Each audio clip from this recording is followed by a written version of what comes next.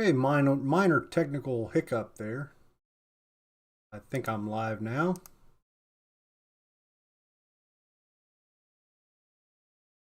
Yeah, I think I'm live. What's up, everybody? Good to see you guys. What's up there, Mole's dad?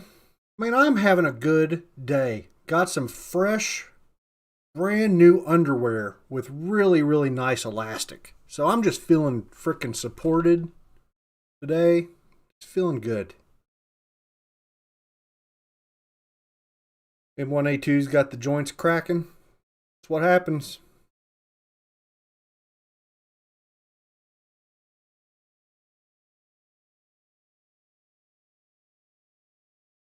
I'm extremely excited that I got my gauges in today. Picked them up today. So these are my go, no go, and field gauges for 6.5 PRC. So that's ready to rock. And the plan on that is to make a video about swapping the barrel in the gun and all that crap, but I can't put that on YouTube. So it'll go on Twitch and maybe Rumble. So I'll have more information whenever that comes about, but hoping to start on it pretty much immediately. I'm looking forward to that project very much. It's kind of got me like I'm more hyped for that right now than just about anything else. So good britches make the day go better. It does, man. There's something about a nice, fresh pair of underwear or socks, even. You know, that they don't fall down. They're gripping the foot. It's fantastic. Handbuilt has found his new favorite place to chat. Well, welcome. Unless you're talking about somewhere else. Maybe you're trying to gather up a crew and head off somewhere else. If so, I'm going to miss you. Text Patriot at the cardiologist. That's not good. Hopefully everything's good.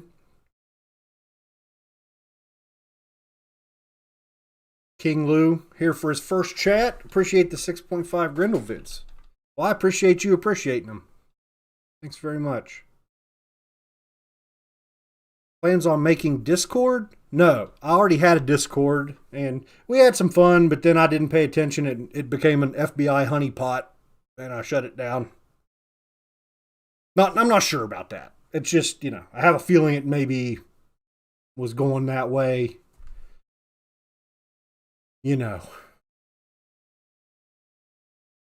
What's my Rumble name? I did just kind of go over there and save an account name whenever it started, but I haven't even logged in 6 months, I don't think. It should be Johnny's Reloading Bench. I don't remember, whether they accept spaces and other punctuation. It's some variant of that. And at the same time, like whenever I'm putting up this 6.5 PRC, I'll try and put up the old AR-10 build videos that got removed as well, because people ask about those sometimes. And I did have them on Twitch for a while, just kind of as a test to see if Twitch would remove them, and they didn't seem to care. Can we go to Walmart? Good times, good times. What family of powders do the 6.5 PRC use? Reloader 26, H4350, or more like H1000? I think more like H1000. Maybe here in a second we'll, pop up the Hodgson site and just have a look. I'm going to be honest. I haven't done, or if I had done any research, it was a year and a half or 2 years ago. So I've pretty much forgotten, kind of starting from scratch, which is good. Because, I want to do one of my big, like, getting started with reloading 6.5 PRC. And so, yeah, we'll be talking about all of that crap.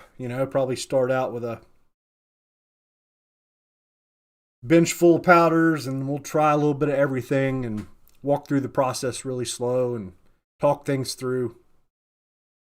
So it should be fun. Will I ever build a 22 Creedmoor? I gotta be honest with you. So I'm probably going to build a 22-250. But if I had it, like, if I didn't have a YouTube video channel, I'd probably be leaning towards something like the 22 Creedmoor. But 22-250 is more popular. People will watch the videos. Maybe I get some more people into reloading that I wouldn't get if I just shot some 22 Creedmoor. You know what I'm saying? What is 6.5 Piracy? I don't know. We're going to find out. It apparently looks something like that. That's the green one, which I think is good. Yeah, Kyle Z says more like H1000. I have heard a lot of people say that Reloader 26 is really awesome, so that doesn't surprise me. Probably I'm assuming here, with absolutely no evidence to back it up, but I assume the slower Magnum powders might be a little out of range. Like, can you shoot, I don't know, IMR 8133 or trying to think.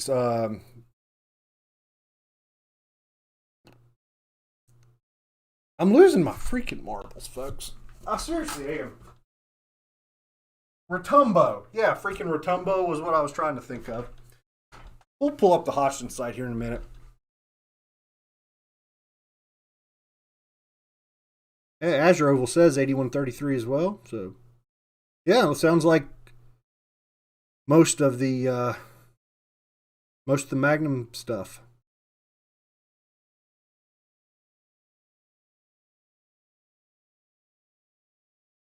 YouTube is killing channels. Have any gun channels been taken down recently? I've been finding a lot of really awesome YouTube channels lately. Just like big, like they're.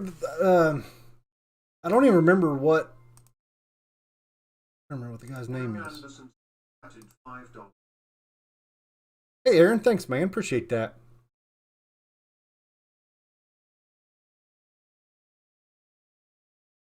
Appreciate that, Robert. H4350 is a great powder in mini calibers. Yeah.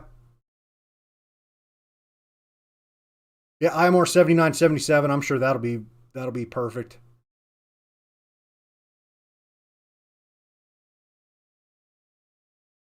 Was something like I don't know if it's something I should have talked about more in yesterday's video with the Reloader 15.5.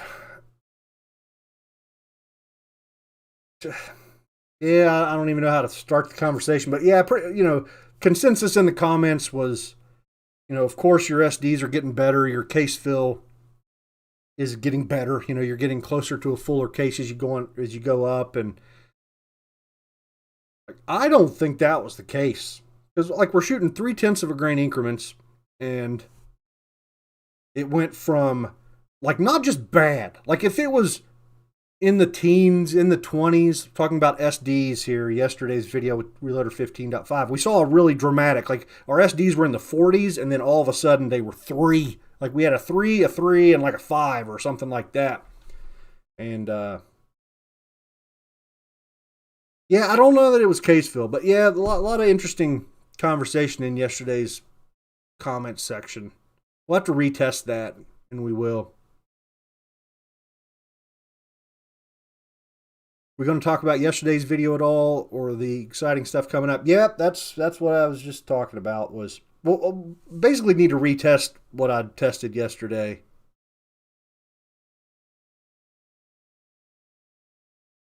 Hey Conan, be careful, bud. There's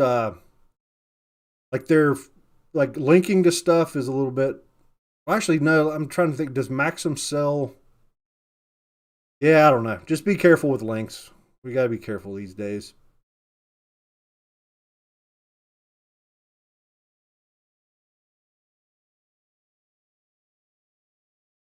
The beginning of your show, need to run a clip of the end of the bridge over River Kwai where the dude is saying madness. That's how I feel, man.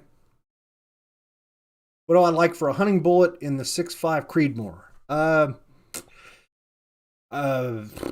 The deer I've killed with the Creedmoor, I used the 140 grain spear gold dot, and it did awesome. but you know, just there's a lot of good bullets, a lot of good hunting bullets for the Creedmoor, definitely. But Gold Dot would probably be my favorite. But any 140 grain hunting bullet, you're probably going to be just fine, just because of the forgiving nature of the Creedmoor and all that. Just about anything will shoot pretty well.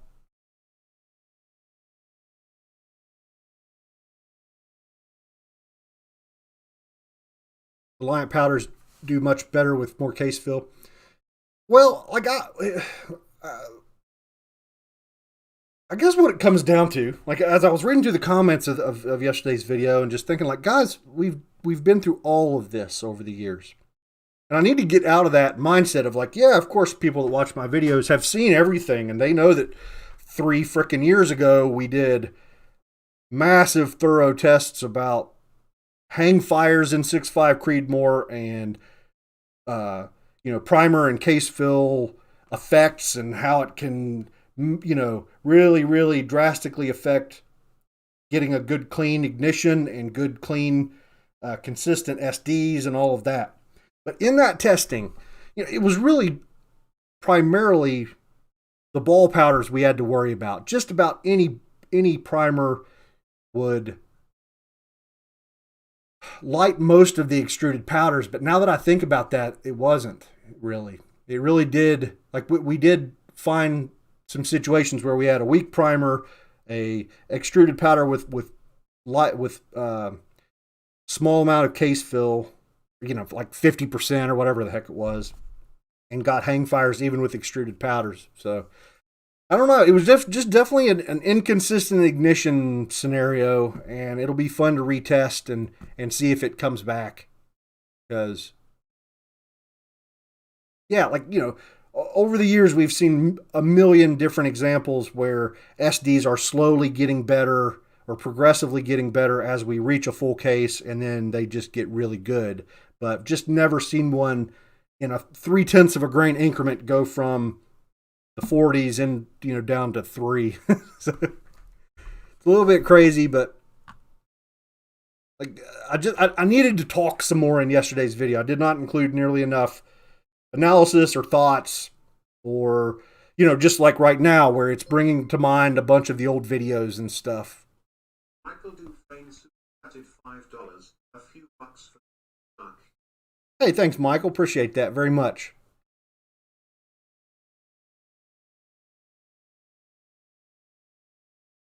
Oops, no, there wasn't any snow on the ground. I think I just had my camera settings so bad that it looked like there was snow on the ground, probably. It was just so drastic. It's not that was really the main thing.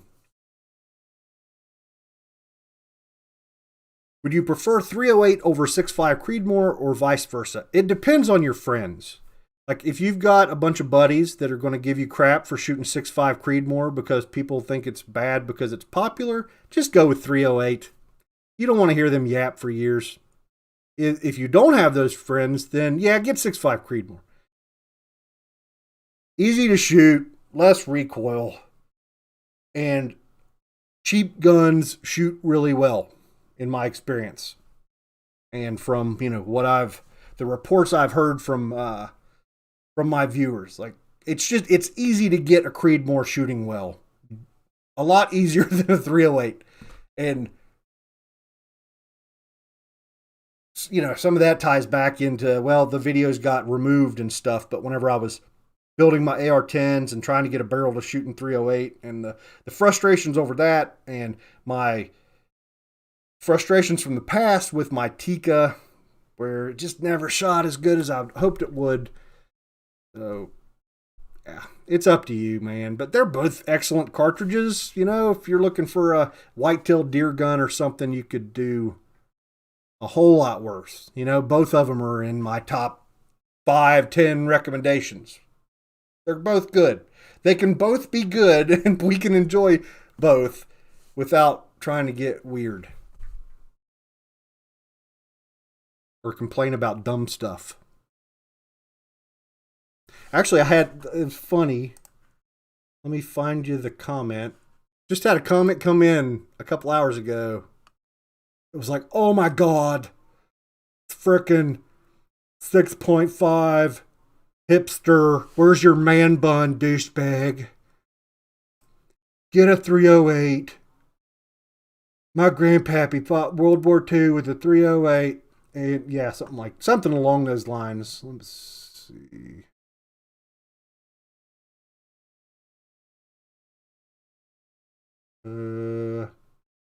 Really want to get him word for word. Let me see if I can find. A lot of them out there, man.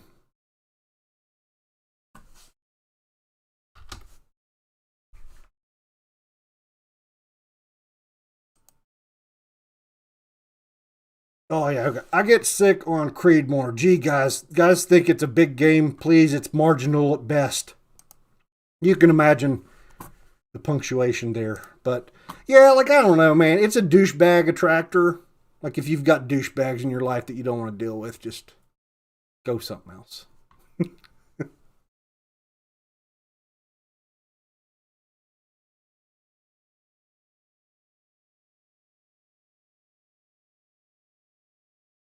Any thoughts on when primers will come back to normal prices?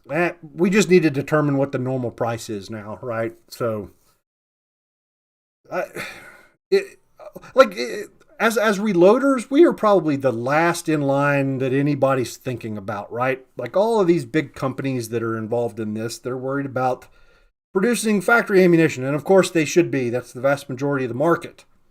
But I think Thomas Miller Super $49.99. hey, Thomas, thank you very much for that. Appreciate that very much. Oh, now I forgot what I was talking about. Oh, I think like wherever factory ammo prices land and whatever, whenever things kind of normalize, I think they'll almost work backwards. Like, okay, we know that the reloading world has been dealing with shortages for pretty much ever now, and that they'll pay whatever we tell them to pay. So they'll probably work it back and say, okay, we'll make it so that they can just barely reload and save a couple pennies. And that'll be our price, right? Our price probably has nothing to do with the actual material cost or anything like that. It's a made up number. I have a feeling primers will be $75 for standard stuff, and they'll charge $100 for bench rest primers or special use CCI 41s or something. I bet are going to be $100 1,000. So we're not there yet. Might be wrong. Could be totally more than that, but I have a feeling that's probably what's going on. KM's off to sleep. Good to see you, man.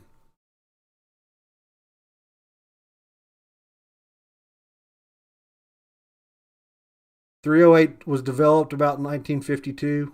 Are you calling my grandfather a liar? Or great grandpappy, would I say? I don't know. Whoever I said was fighting in World War II with his 308, are you calling him a liar? How dare you? What do I normally use for large rifle primers?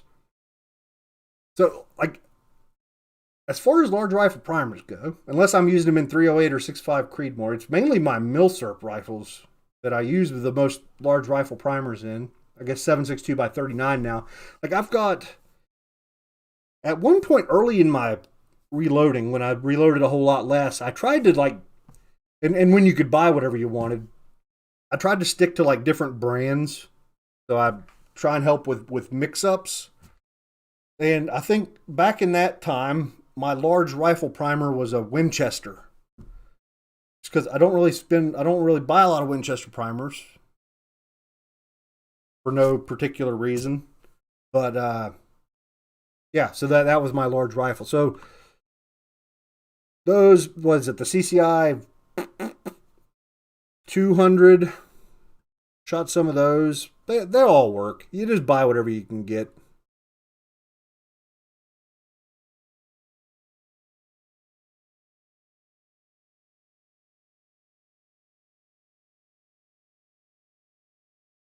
When will I be uploading a new chicken video? I'm supposed to do it this week. I had a bunch of rain this week. But yeah, either tomorrow or Wednesday. Like there will be one super soon. Otherwise, I'll have already butchered the frickin' chickens before I get a video done, right?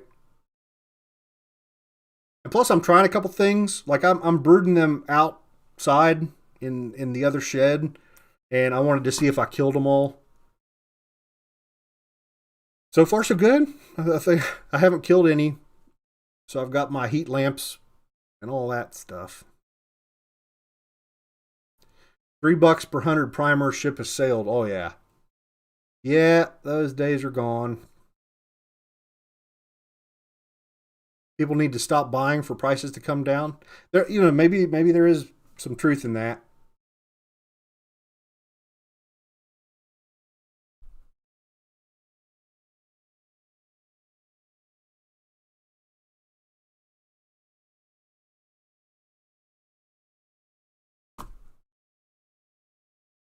$50 wishes he would have got more large rifle primers when he could. Focused on small rifle primers and small pistol primers, thinking large rifle primers would come back first. Bad mistake. I hadn't noticed that. Is that a thing? Like, are we seeing a whole lot more small primers than we are large hit the market? I've been lucky. Like, I haven't bought primers in a year or two, and I've got a pretty good stockpile. So I haven't really been paying a ton of attention. Oh, MC Race Fan, thank you, sir. The Sub X's are in stock. I will get those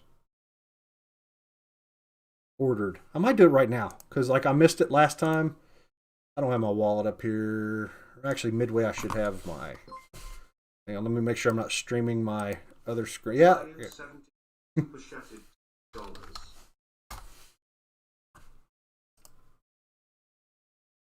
Hey, thanks, Zion71.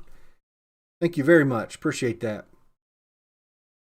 Kyle says the large are harder to find. Paulie switched from the BR2 to the CCI 200 and can't tell the difference. Yeah, I'm kind of the same way between 400s, 450s, BR4s, and CCI 41s. The only one in that, like the 400, if I'm going back to some of our testing, with those difficult ignition tests, I think it tested as being kind of the weaker of that group naturally, right? I mean, it's the standard primer, so. But for the most part, like, as long as you're not switching up, you pick one and work up your load and see what happens, and you're usually fine. If you're not seeing the SDs you want, then maybe you switch to something else, but I just haven't found a good way to methodically test multiple primers at the beginning of a load development workup. You know what I'm saying? It's usually try something. Wow, this didn't work. Maybe we'll try a different primer. But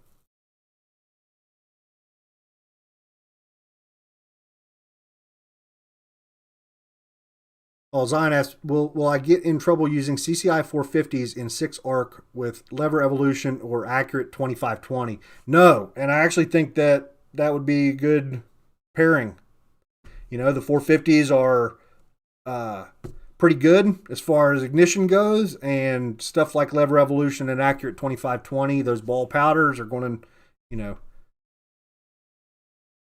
well, I don't know. It's hard to make definitive statements, but yes, you're totally good to go. I shoot CCI 450s in 6 arc. If I haven't, I'm trying to think. If I haven't, it was just because we were shooting Federals instead that day. Because I've been trying to kind of spread out my usage instead of just hammering my favorites like I usually do. But yeah, no sweat. Don't worry about it. CCI 450s will be just fine. They'll get the job done nicely. What are we working on? Well, we got our go no go and field gauges for 6.5 PRC, so I'm getting into that.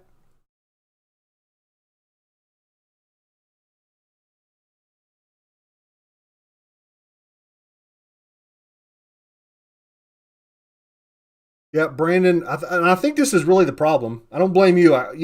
Same way. I think most people are the same way. You don't mind paying for whatever you want, just want the option of paying for it. Yeah, just like whatever. Give it to me at any price right now. So I guess until that, until stock gets back up to where those attitudes start going away, then maybe things will settle down.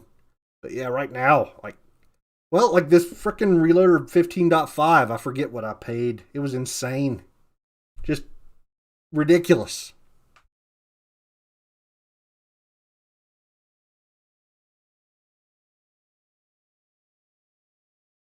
David mentions, like, why would the Magnum primer get you in trouble? Question mark.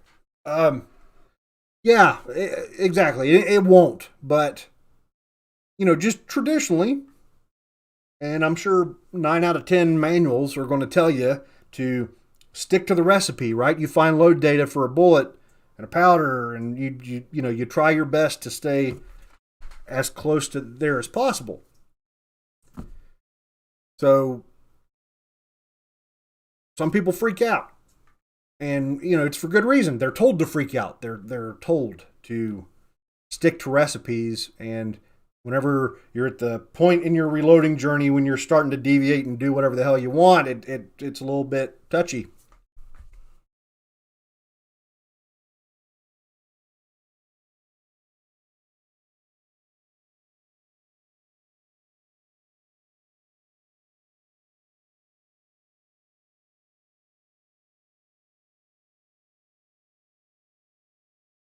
Have I tested the difference in primers CCI 400 versus Federal 205 in the 6 PPC?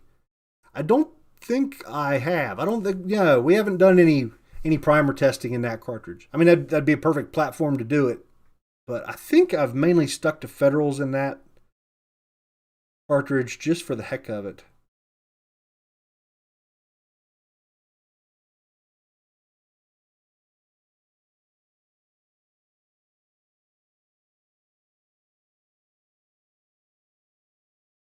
Paul got his son's trying to decide between 300 Blackout or 350 Legend, plinking in close range whitetails.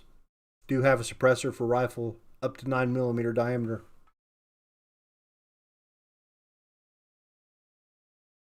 Both are pretty good choices. I'm going to have to get into 350 Legend at some point. Seems like a pretty cool cartridge.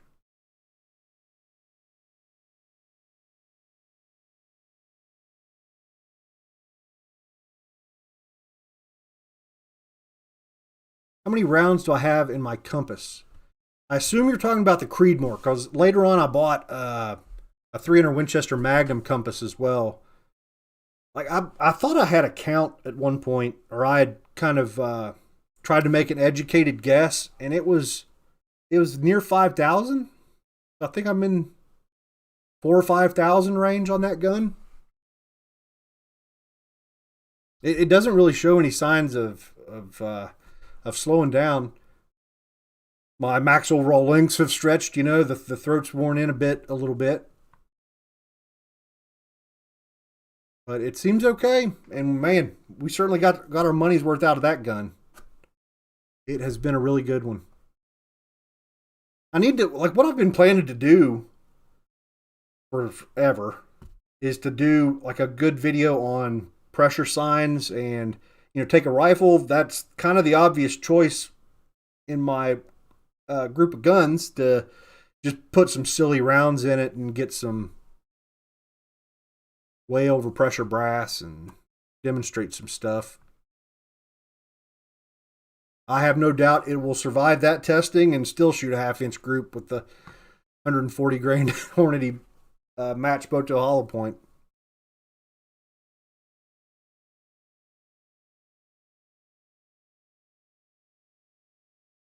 What pistol powder burns the cleanest for you?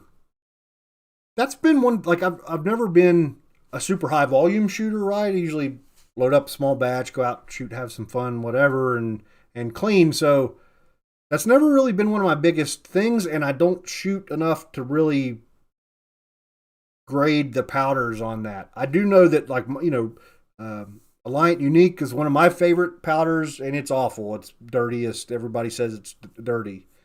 But I think, the fast burning stuff, isn't that traditionally, well, on top of excellent accuracy and stuff, but the faster burning, like a tight group, a bullseye, I think those are pretty clean pistol powders, aren't they?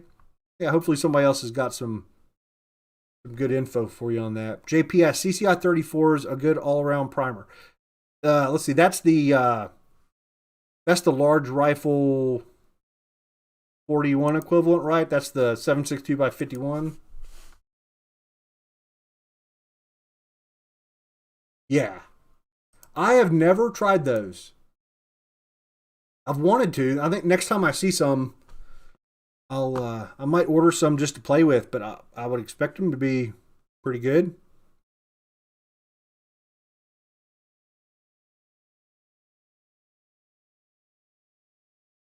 Matt's a first time watcher, haven't heard of Reloader 15.5. What's the benefits? It's a little bit slower burning than Reloader 15. So, well, first of all, the titty sprinkles there stands for temperature stable.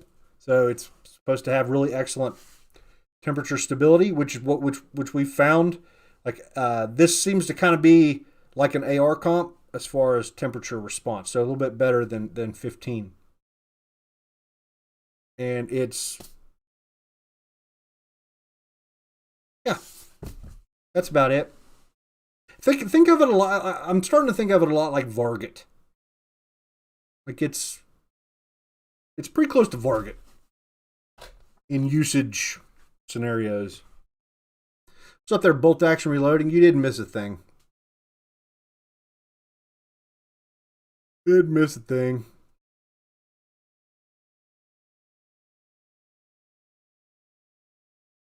Yeah, Idaho Rogers says there's so many rabbit holes that go down with different primers, powders, brass, and bullets. I won't live long enough to try them all. Just use what works. Yeah, that's what I've always said. I feel bad for people who have YouTube channels that run out of video ideas. Like, bro. Blackwood Farms super chatted $6.41. Hi, sir.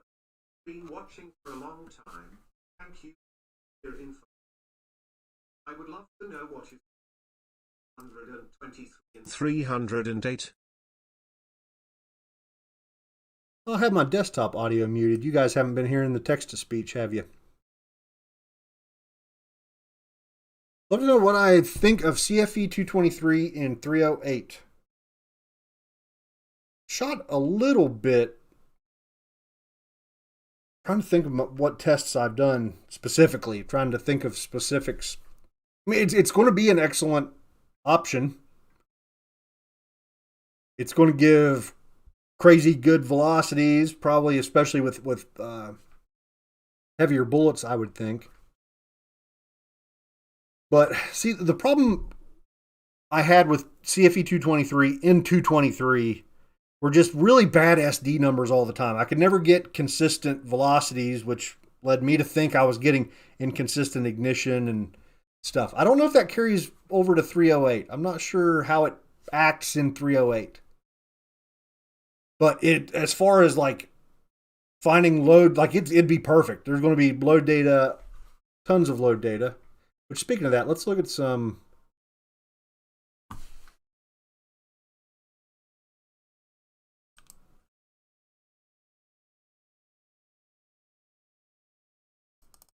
I want to look at a couple things here.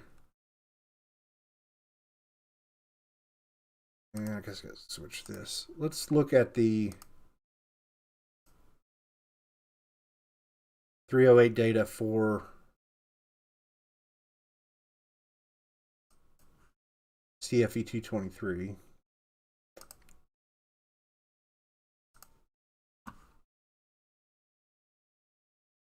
Actually, I need everything so I can compare some things. So, like, I guess maybe this would be semi worthwhile to somebody. But if I've got that question, exactly that question, it's like, where does CFE fall for 308? Like, what are we looking at?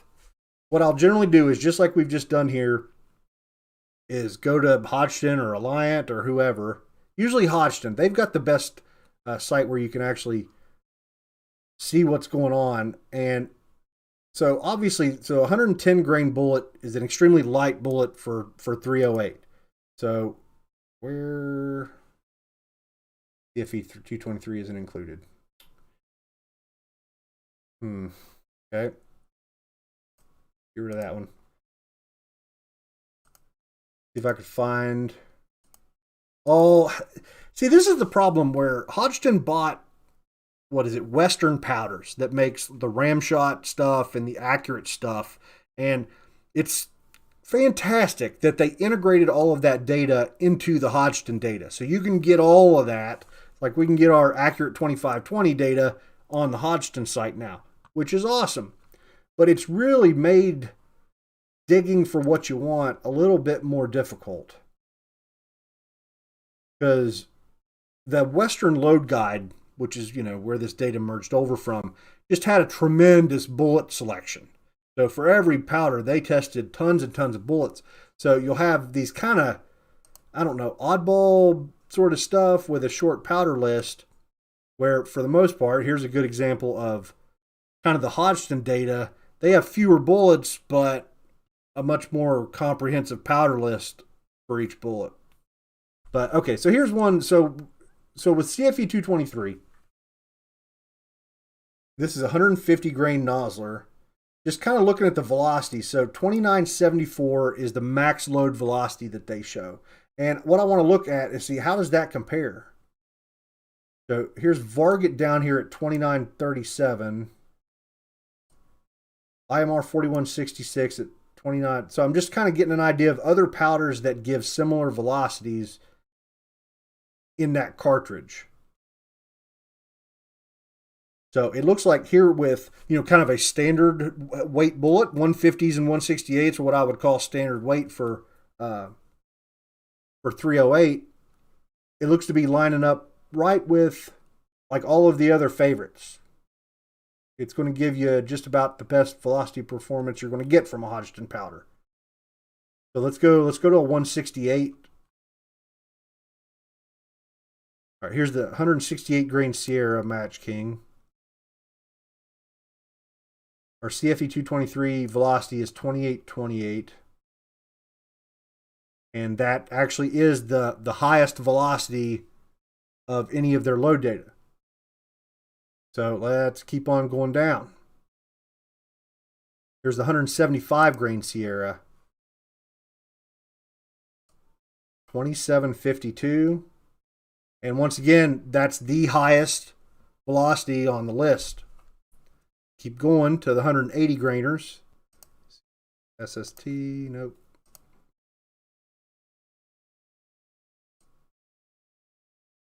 So now at 180 grains, we're getting to a point where it's no longer the fastest, the highest velocity. We're bringing in other slower powders like BLC2 now that are given higher velocity. There's Varget's a little bit higher. Actually, 4064. Bunch of stuff is.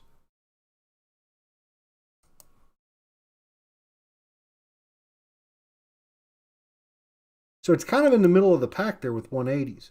So 150s, 168, 175, it was kind of a standout as a very, very high velocity, but now it seems to be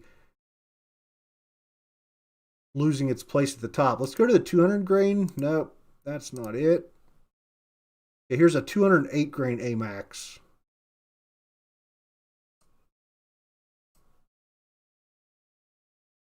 And yeah, once again, that's the highest velocity. So for CFE 223, just about everything you're going to want to shoot, it's going to be very high velocity. If you want, but if we go to some lighter stuff, it's either going to disappear from the load data. There's 125 grain Sierra soft point, and it's not listed.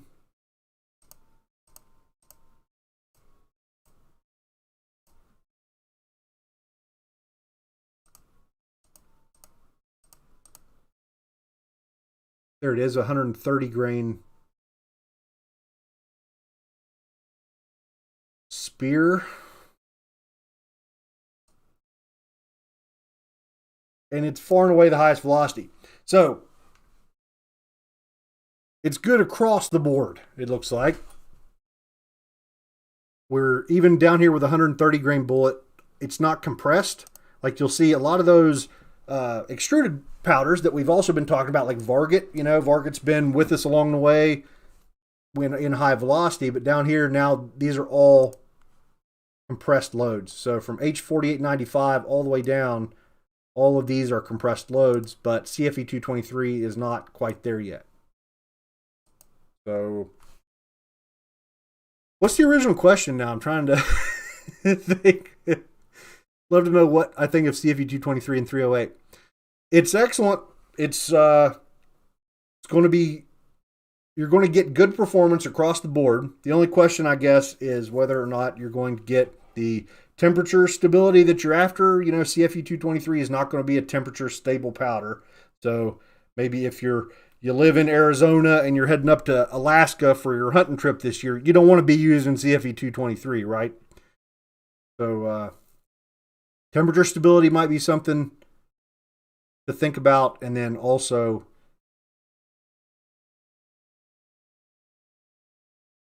well, kind of like what I was talking about with the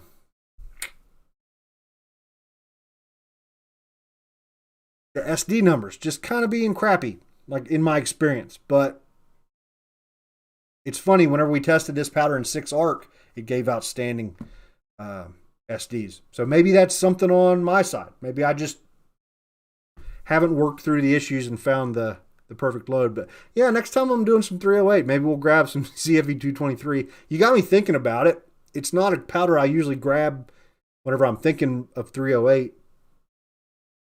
But to be honest, like I neglect a lot of the ball powders, and I shouldn't. I should do some more videos that highlight what ball powders are best in different applications, I guess. So, yeah, I don't know. Hopefully somewhere in all that rambling was something that made sense. Split, thanks, brother. Taking the suppressor plunge. Recommendations: 300 Blackout, 308, 556, 45 ACP. Split super chatted $5. Taking the suppressor plunge. Recommendations: 300 bow, 308, 5.56, 45 ACP. I was with you until that 45 ACP. So, you know, your biggest one is what you got to worry about. So,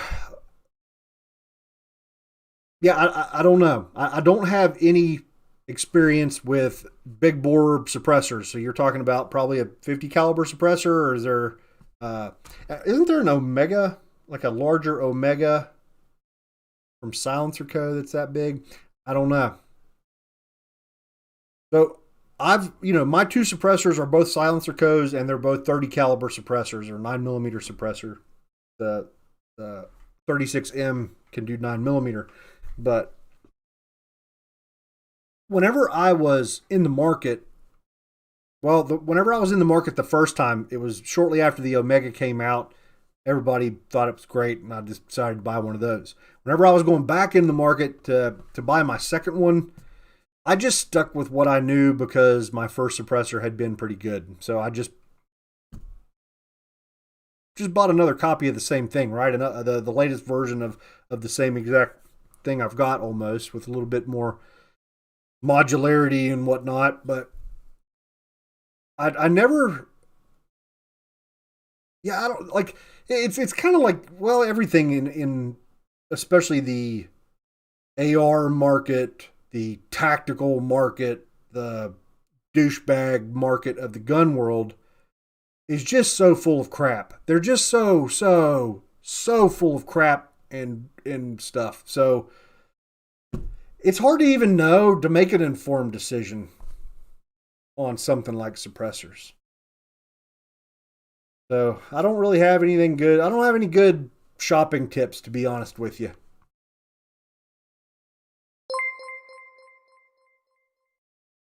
Thorzax super chatted $10 for the Bullet Fun Drive Mason jar. Hey, thanks, Thorzax. I appreciate that. So appreciative that I started coughing. Excuse me. Gunsmoke says, yeah, there's a hybrid 46. Bowers does 48. I'm not even sure what that is. There's something called a Bushwhacker 46. There you go.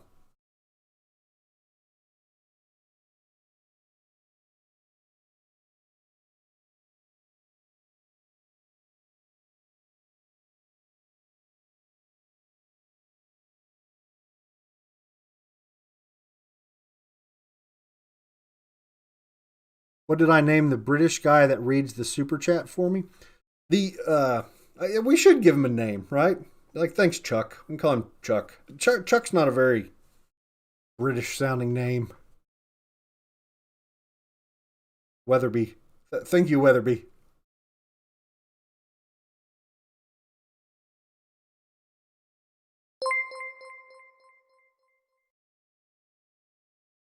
Blackwood Farms super chatted $6.41. Much appreciate the feedback. Powder is getting crazy expensive up here in Canada. CFE is still reasonable. Vargit, if you can find it, is $200 plus per pound. Thank you, Weatherby. Holy crap! $200 a pound? That's insane. But yeah, CFE 223 is going to do everything you're probably wanting to do. And thank you, by the way. Thank you very much.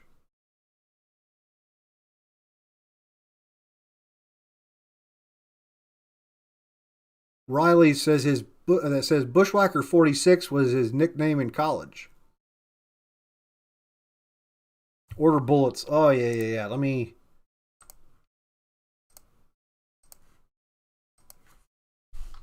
Stand by.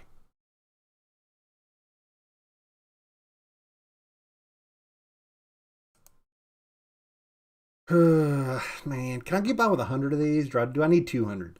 I just kind of want to test them and then shoot some into gel, see what's up. So I should probably buy 100 of these and then get another similar bullet.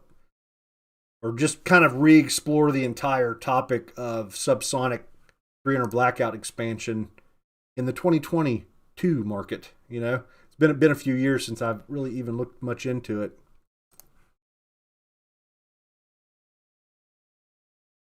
Yeah, I'm going to go with 100. And I may have to run downstairs. I just realized my expiration date hit on my credit card, so all of my stuff in here is probably not going to work. I know this is riveting YouTube, folks, but this is a bullet which I've been wanting to test for a long time, so I want to get it while we got it. Get it while it's available.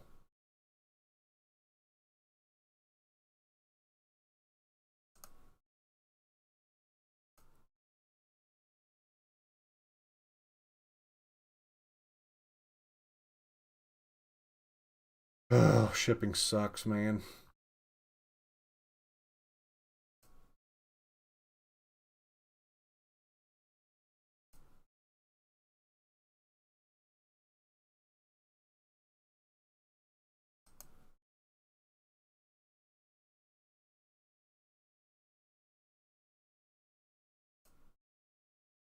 Yeah, I want to go get my wallet. Crapola. We'll go here in a second. What bullets we buying tonight? Some of the 200 grain Hornady Sub X.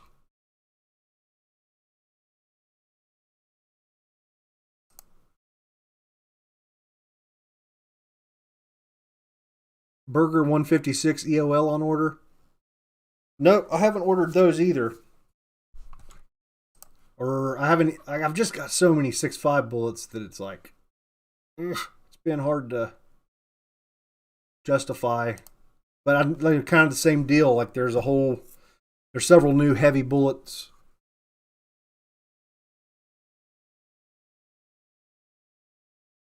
on the market that I need to try. The 190 grain Hornady sub seems promising and cheaper than machine copper. Patrick asks, is reloading worth it, or is it cheaper to buy them? Trying to figure out prices. Need advice. It depends on like what your reloading goals are. Like if you're a guy that shoots a couple boxes of 9mm every weekend, it's probably just cheaper to buy it. If you're I don't know. If you just got into shooting matches at your local range and you want to improve the accuracy and affordability of your ammo in a big gun, then sure. Yeah, it's probably absolutely worth it.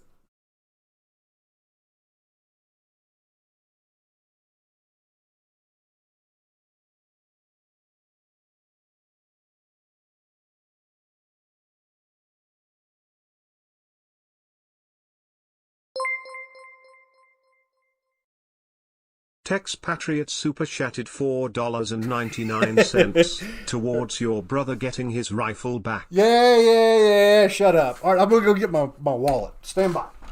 I'll be right back. You guys want to listen to a song while I'm gone? Okay, good.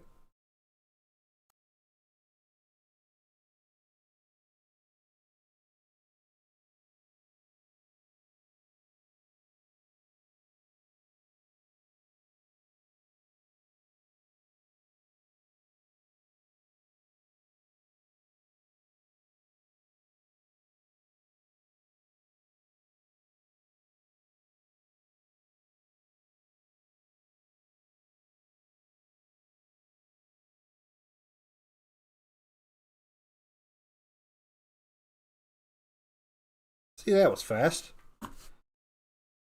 Man, I gotta pay the tax man this week. Frickin' taxation is theft. And I gotta pay the man. Alright, let's see, where are we at? Probably shouldn't get my card on camera. How far are we away? Right there. Okay, I'm safe. I think I'm safe. Ernesto McGillicuddy.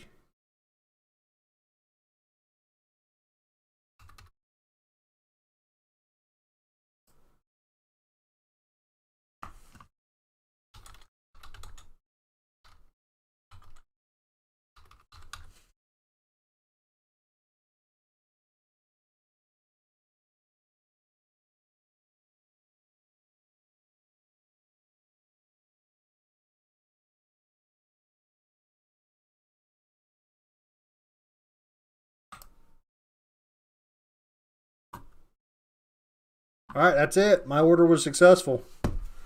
Thanks for thanks for letting me know on that. Because in case anybody wants the backstory, several months ago on a live stream, same exact thing happened. The Sub X's were in stock, and I went and I had them in my cart, and I thought I bought them. Like it was a couple weeks later, I'm like, well, haven't those bullets got here? I had ordered a couple things that night and had just forgot. They were still sitting in the cart, and I'd forgot to hit order, and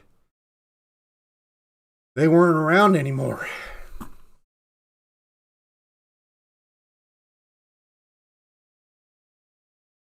Recommendations for a chronograph? Seems like we do that question every week. Man, tough question. Depends on budget, depends on a lot of different things, but the LabRadar, still probably the easiest choice, but it's expensive. And, you know, another thing I always need to keep in mind with my LabRadar experience is I'm shooting it on a completely private, clear range. Like, how you guys get those things to work on a big old firing line during a match or whatever blows my mind. Like that's an incredible feat, if you ask me. With all that crap flying through the air, it's able to track certain projectiles. But whatever, I don't know. So that, if you want something a little more flexible, perhaps the Magneto Speed V3.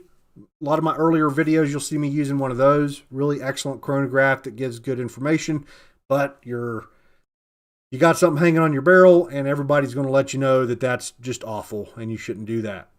So, kind of back to what I was talking about earlier, picking between Creedmoor or 308, it depends on how many douchebags you got around that are going to constantly give you crap about something hanging on your barrel. If you don't have to worry about those, then Magneto Speed's a really good choice. And then beyond that, then you're into the light, what do they call it? Just the standard chronographs. that you can get for.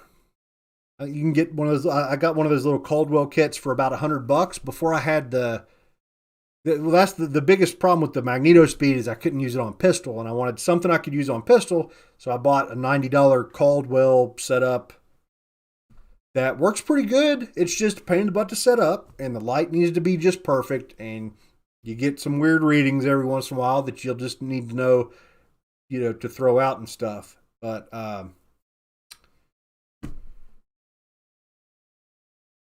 yeah, that's what I got to say about that, I guess.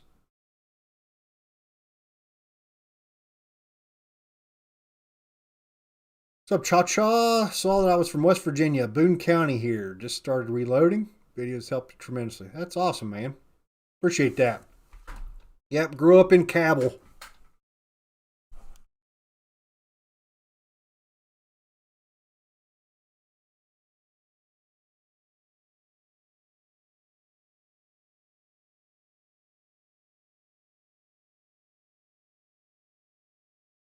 Right off that fancy lacy silk underwear is a business expense. See? Dubbed 37 super chatted $19.99. Are you able to tell us what you've been printing, or have you not had time? Haven't really spent a bunch of time with the printer. Thank you, by the way. Dubbed 37 super chatted $19.99. Are you able to tell us what you've been printing, or have you not had time? So hopefully YouTube has a cancel feature and you can get that second one back. Appreciate that, though. Well, yeah, I just haven't really been printing. Actually, the other day, it's been a couple weeks since I printed anything. And I was like, I better pull that spool off and get it vacuum sealed. And I did that, but it won't be too long. It won't be too long before I'll be back on that.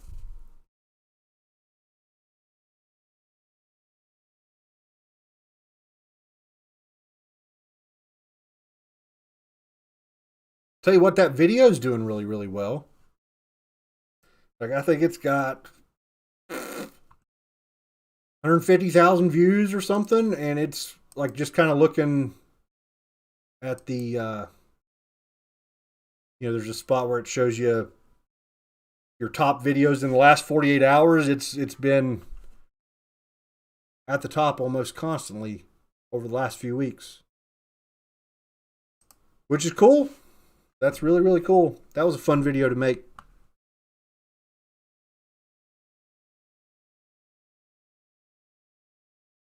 Get the chronograph that you think you'll be less likely to want to shoot, smash, and burn. That's all of them, man. LabRadar doesn't seem to be in stock anywhere. Yeah, has anybody got the new app working on Android yet? Because like the new app is really good with my iPad so far. We're talking about for the LabRadar. They just finally released an updated app for the first time in years, and fixes a lot of issues and seems to work smoother, and I'm all about it. But yeah, that's what I found out. Well, the last video and the video before, I needed to delete some shots, and it's like as soon as I delete a shot, the whole thing just crashed. Good times.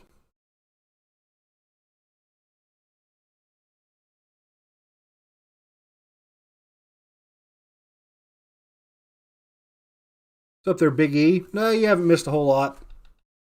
Been taking it easy. Got some fresh new underwear with really excellent elastic, and we've been, so it's just that sort of day. You cannot have a bad day in new underwear. TS 15.5 suitable for 77s and 223. Maybe new video in the Mark 262 series. Yep, I need to do that, and yes, it would be perfect.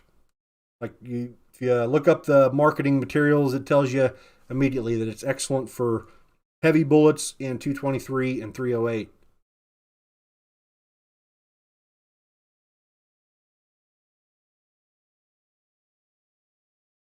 Should do a video about the Lee 200 grain Lee mold in 357-38 special. I might, like, I'll tell you what, man. I was kind of, this is years ago, but I was kind of ramping up to really do quite a bit of bullet casting and videos related to bullet casting and stuff like that. But like, they removed a bunch of those videos, and they still seem to be, yeah. So they just don't want it on YouTube, I guess. So to do a video about a particular bullet mold, I would have to start the video. My bullets are done, ready to shoot, and then load from there and hope that they don't delete the video. And it's been hard to kind of get myself amped up for making that sort of thing, right? I want to show you making the bullets and all the problems I had, and crap, these are frosty and I suck at this, and all of the fun stuff that goes along with bullet casting.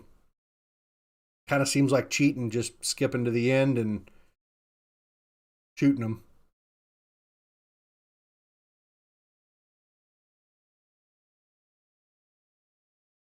Yeah, very sad. Very sad.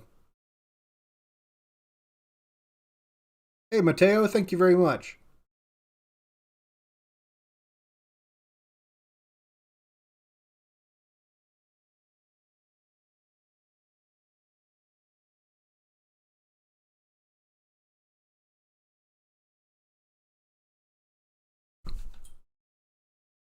Okay, is that one not going to come through? There it goes. Dubbed 37 super chatted $9.99. Lol, I was quick on the donation button. Buy some McGillicuddies before they make you change your name again. Thank you very much.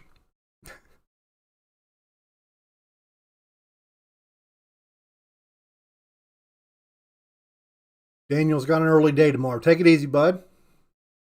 Good to see you.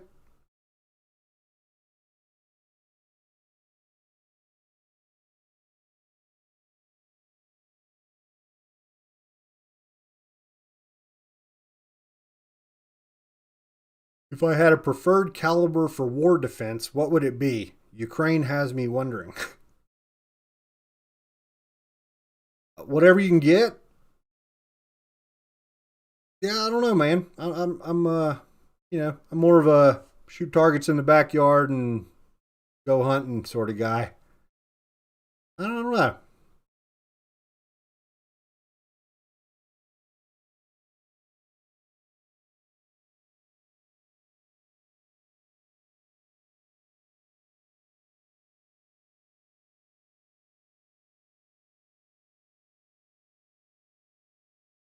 Hand loader TV video got pulled 5 minutes after it was up. On what topic? Was it bullet casting? That, for some reason, like, yeah, for casting lead bullets, that's what they seem to focus on, and they've never let up. It's just bizarre. I was worried about what's his name?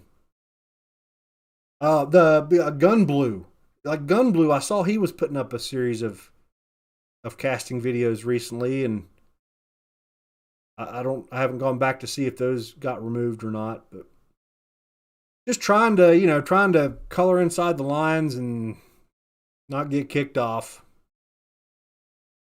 Any plans to put my video catalog up on Rumble? Maybe. And I just got go no-go gauges for 6.5 PRC, and I'm going to be swapping the barrel in my Savage 110 Precision. So that's something I want to do a video on, but I can't put it here. So it's going to go on Rumble. Seems like Rumble's kind of one. Is there any other like platform I should consider right now? Like Rumble and I'll put it on Twitch as well since I'm already there, and I've done it in the past. I put my AR-10 build videos up there, and they didn't get removed. So I'll do the same on Rumble here pretty soon. It'll be within a couple weeks because I'm ready to rock on that project. What do I think about the 6.5 by 55? I had a lot of people request that I tried out. Never shot it. Never even fired one. It's pretty legendary though, right?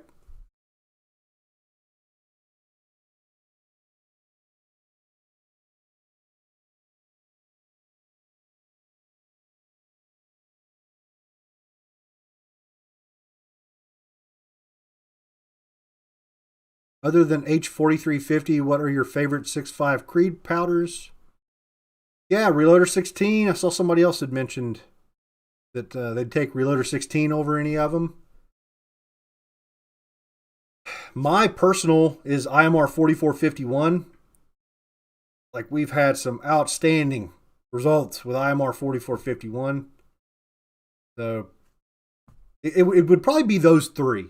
Like H4350, Reloader 16, and IMR 4451s would probably be my three favorites.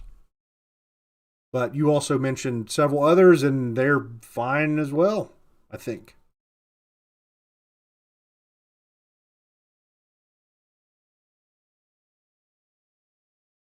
Yeah, look at I think the only I don't know why I've never shot much Reloader 17. Yeah, I have.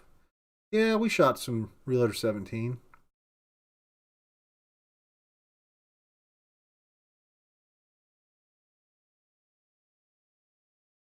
And Vihtavuori N555 that we tested, that's a good one.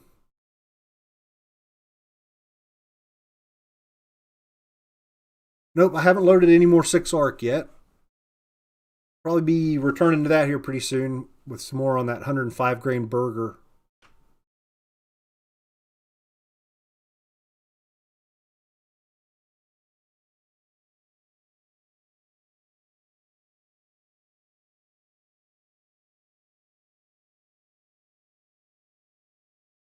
Rumble rising to the top. Yeah, it does. That's what I've been waiting on. It's like I don't mind an additional platform. I just, it's been absurd. Just the number of sites that have popped up, and then, some YouTubers get some viewers hyped up to go to that spot, and then it's just nonstop in the comments. Cab 5275 super chatted $49.99. Newbie. Your vids help a lot. Late to this live, but what are your thoughts on the announcement for regulations, and do you think it'll hold up if an association takes it to court? I don't know, man. Like, I really don't know. The best I got for you is I live in the 4th District of Kentucky. My congressman is Thomas Massie. And if you don't already know who Thomas Massie is, follow him. He's got the good info, right? He's the best guy in Washington when it comes to gun rights. So that's about all I know.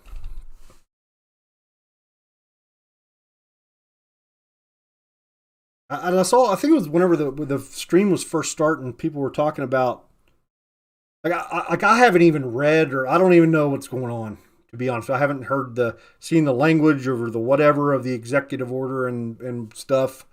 So I don't even know what it's supposed to hit, or what it's going to hit, or what it's going to hit that they didn't intend it to hit. Because I've seen somebody had mentioned that Form 1s were going to be a problem now, right? But like that's the right way, right? They want all of them to require a Form 1, I would think.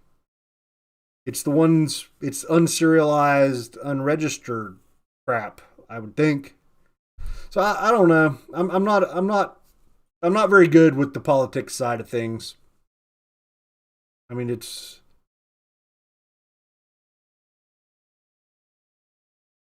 never ending. It really is, and it's hard to pick out like what calls to action and what not are serious, and what are just kind of like, whatever. This seems, quite serious, I'm sure. And between our friends, our elected friends in Washington, of which there are few, but there are some, between them and Gun Owners of America and stuff, I'm sure probably be all over it. So we'll see how it goes.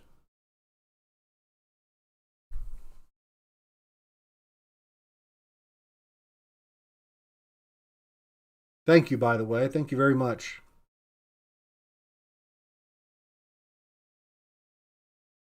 Rumble acquired locals for the pay subscription side.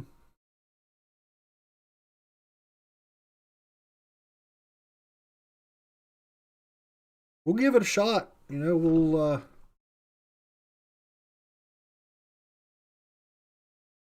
see if there's any audience there.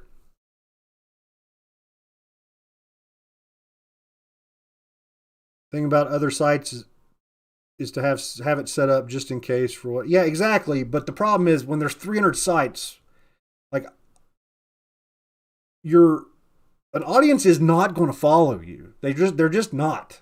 And especially somebody smaller like me, you know. Like sure, yeah, it's just tough, and I'm not big enough to be some trailblazer. Like let's pack our crap and go to Rumble. You know, I'm going to be Will Ferrell running naked down the middle of the street. I don't want to be that guy.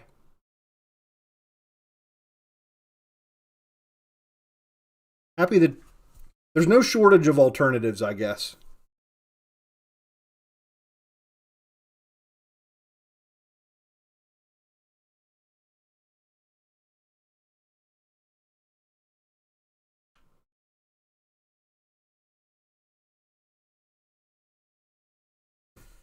JR just bought some Vihtavuori N135, hoping it will have good versatility across mid-range and cartridges and bullet weights. That'd be a really good light bullet powder for 223, and yeah, lots of good. I think I've got a can. I think I finished it and then never bought another one. Nope, I got it. Yeah, I got about half a can or so of N135. I love Vihtavuori powders. Yeah, I think that's another thing with this whole the prices being insane and everything being crazy. You know, it used to be it was easy to just say like I'm not shooting Vihtavuori crap, man. That stuff's like $10 more a pound, or at least you know, especially on the local level. Back in the day when we actually used to buy stuff in a store, the Vihtavuori stuff was always expensive and dusty and been sitting there a long time. But now everything's expensive. So, you know, if I had to pick one powder, it's like, okay, we'll pick one powder brand that's all you're ever going to shoot again. I'd pick Vihtavuori in a heartbeat.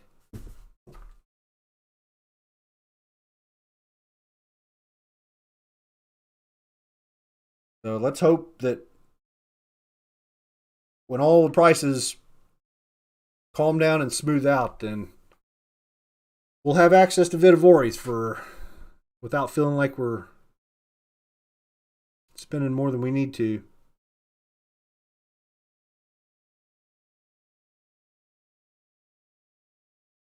Any experience with LT32 powder? No, and I bought some LT30, and then like every time I've looked to use it, it's always been like, God, why didn't I buy LT32? That would have been much more useful across a bunch of different stuff. So no, I haven't tried LT32, and I really want to.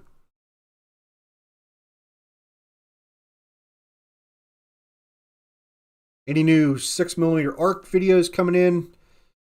Just got a barrel and BCG to start shooting. Yes.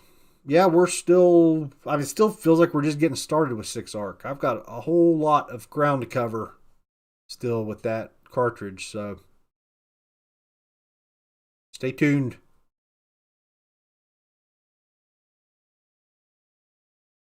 Split's got to run before his wife buys something. Just let her buy something, man. Let her get like frickin' 10 pairs of shoes, and then you go buy that whatever press you're wanting or something. It's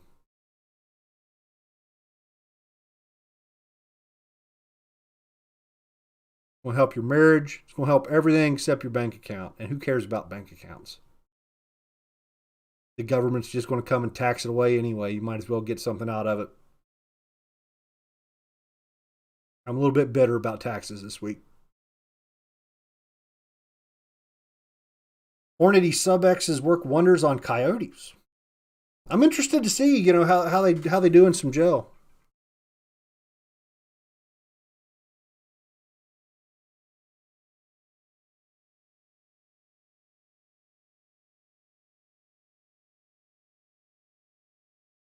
Zen has given up and gone with a crossbow.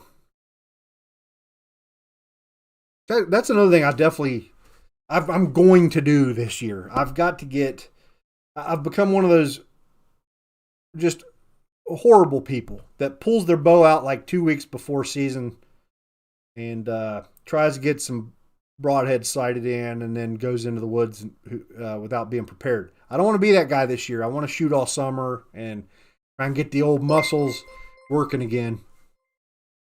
Wiki Pratt super chatted $4.99. Winchester 760 3206. Now that's a wicked combination. Yeah, that's another. Well, like earlier I was mentioning where I always just seem to neglect a lot of the ball powders, and I shouldn't. Like you're saying, a lot of them are extremely popular. Winchester 760, perfect example. H380, my old favorite BLC2, which I just bought a fresh pound of BLC2, and we were going to play around with it in 6 arc, I think. I'm trying to remember, but I hear you. I'll pull out some Winchester 760 next time I think about it.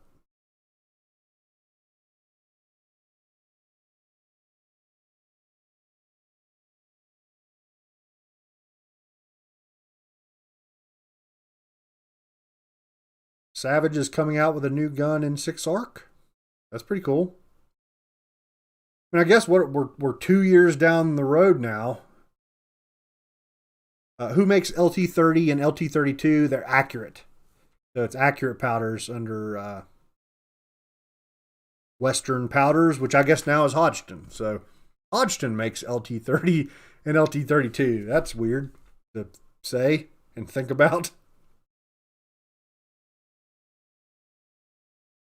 Romeo asked, ball powder isn't too fast for a 30-06? No, like they've got ball powders that are super duper crazy slow.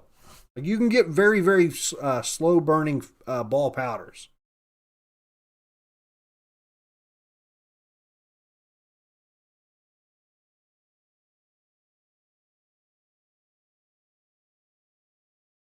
.760s loaded in factory ammo. Do not shoot in an M1 Garand. Yeah, basically all of the loading I've done for my Garand has just been straight out of the Hornady manual in their Garand section. Got like a whole separate section of just, appropriate powders for the Garand. That's they've got a couple of those sections in the manual that are just exactly what you're looking for, right? Like Hornady's good about that stuff.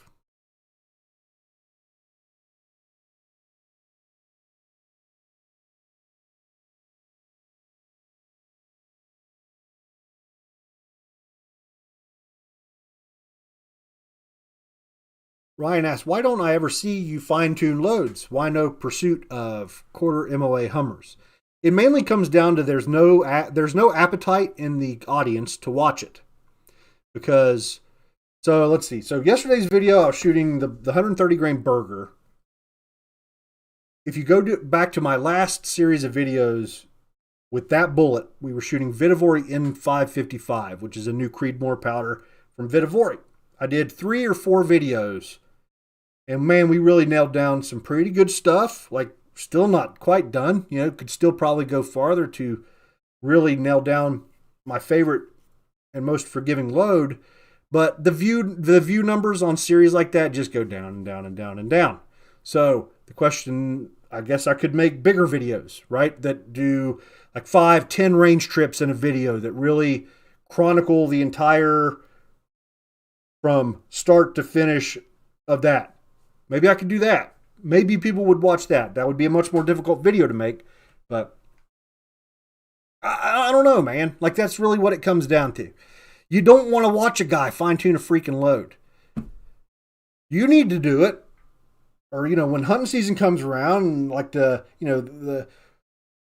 I want to verify things and make sure things are acting the way I want, but just people like seeing variety. Like that video yesterday, even though, we saw some weird stuff that we need to retest, definitely, but it was enough to get it out there that, hey, that's a pretty good combination. Maybe I'll try that someday. That's all people want to know. They're not looking for, that's another thing. Like if I do spend an incredible amount of time working up the perfect load for my rifle, it applies to no one but me. So,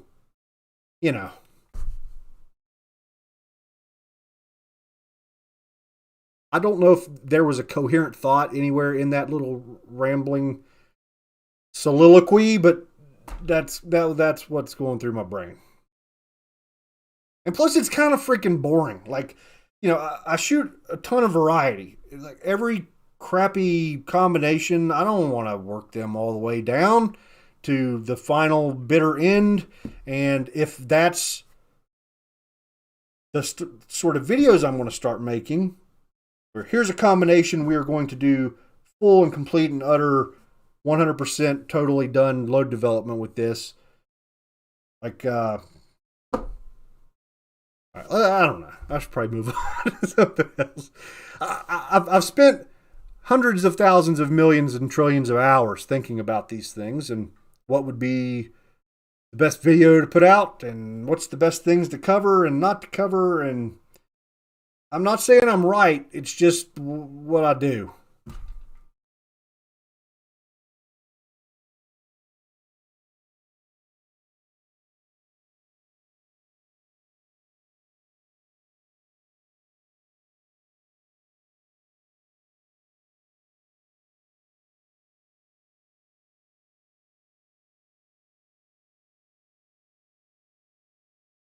Hey, Benny just got him a new Rebel press. Congratulations, man. I'm still digging it. Yeah, I actually pulled it out. Pardon me. Let's see if we can move the camera without breaking everything. Probably will. Yeah, there she is. There's my Rebel. Bolted it up yesterday or the day before to do that's too far. Back this way. There we go. Yeah, to do the last video. So hopefully it works out well for you.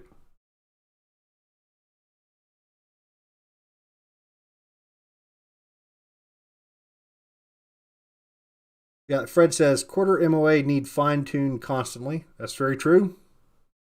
Or can be. Or depending, so it's like, okay, what's the goal? Do you want to see a quarter MOA load? Then by God, we'll do a quarter MOA load. But there's just so much beyond that. Like, is that the best quarter MOA load for that powder and bullet combination? Are you in the main node or are you in a sub node? There's a lot to cover, man. I don't know. It's tough.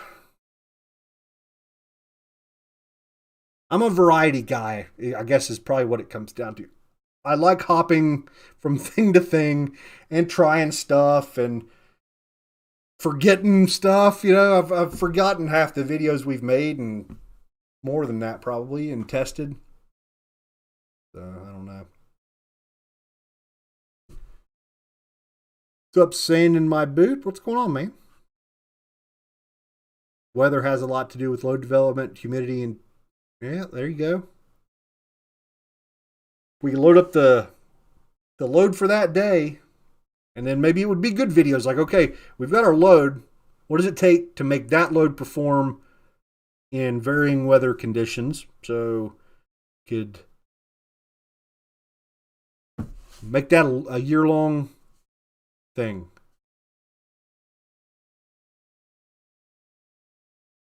Actually reminds me of a guy I've been watching a couple videos from. Let me see if I can find what his name was. He's a heavy equipment operator. And his channel's big. For some reason, I've never... I think his name Ryan something or other. Let's see. Andrew Camerata. Any of you guys watch that guy? He is awesome. But Like his videos are on certain projects, and a lot of them are months and sometimes years long projects. So you sit down to watch this video that's an hour or two long, and he's taking you through the whole like 2 year journey. And it's really, really amazing. Benny's joining us in the world of 300 Blackout. Welcome to the cult. A lot of haters. You got to insulate yourself from the haters.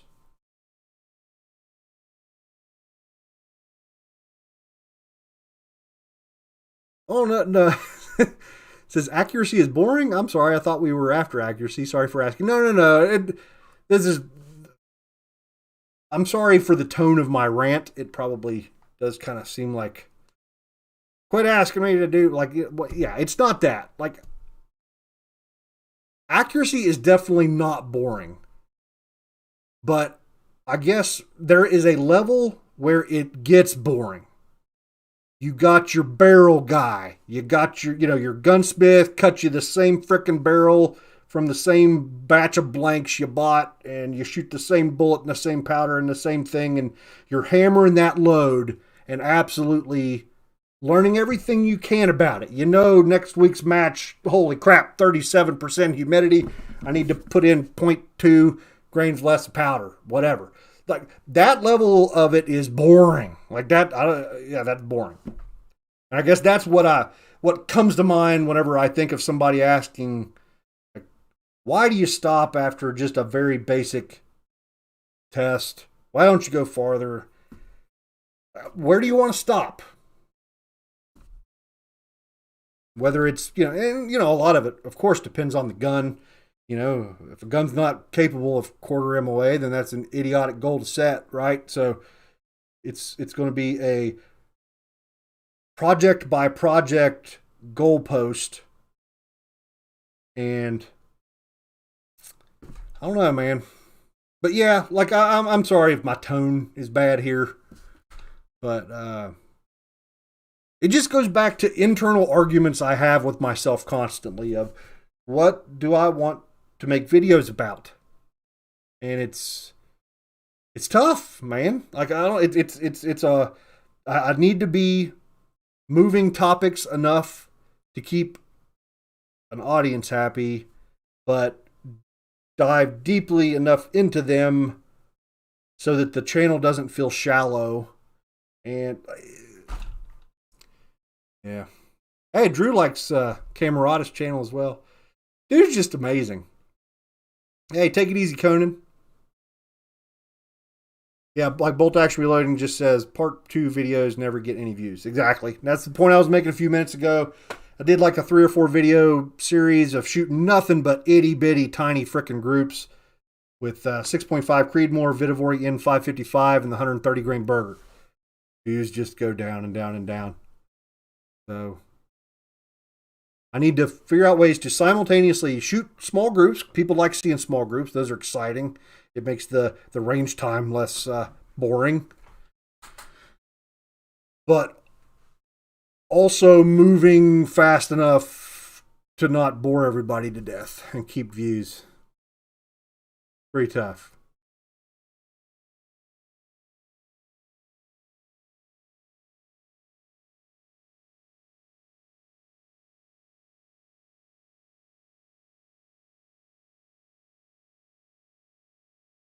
Is there anything interesting in the world of 300 black videos? Did you ever get the 190 grain Hornady Sub X bullets? Looks like Midway has them in. Really? Yes, I just ordered some like 30 minutes ago. Somebody else came in and said the same thing. So, very soon, I need to melt my gel blocks. I need to melt my new 20% gel blocks. And then we're going to be shooting some 190 grain Hornady Sub X's. Very soon.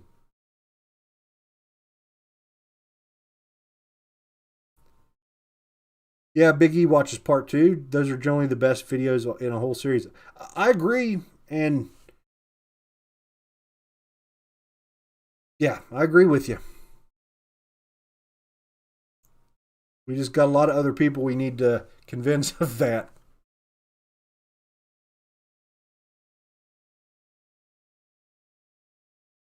Renovate a mansion. Actually, yeah, second channel video tomorrow. Or, well, maybe Wednesday. Got some more chickens, getting some goats. No, I'm just kidding. I'm getting some pigs. But no, yeah. I'm not going to I'm not going to renovate a mansion, but we might do some homesteading.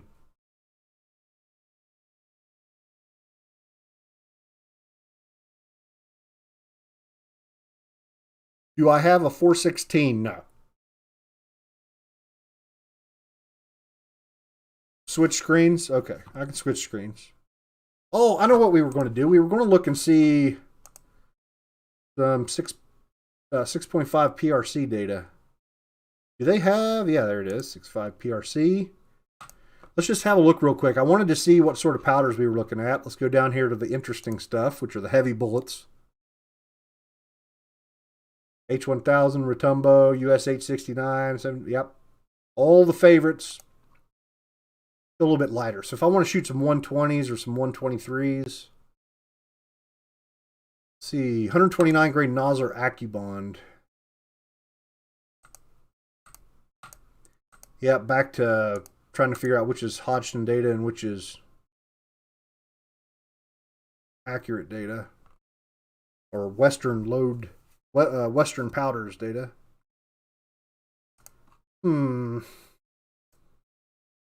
Expand all here. Trying to find one with like a nice long powder list. Looks like they all just have the exact same thing. H1000, Retumbo, 7977 and 8133 for the most part. Okay.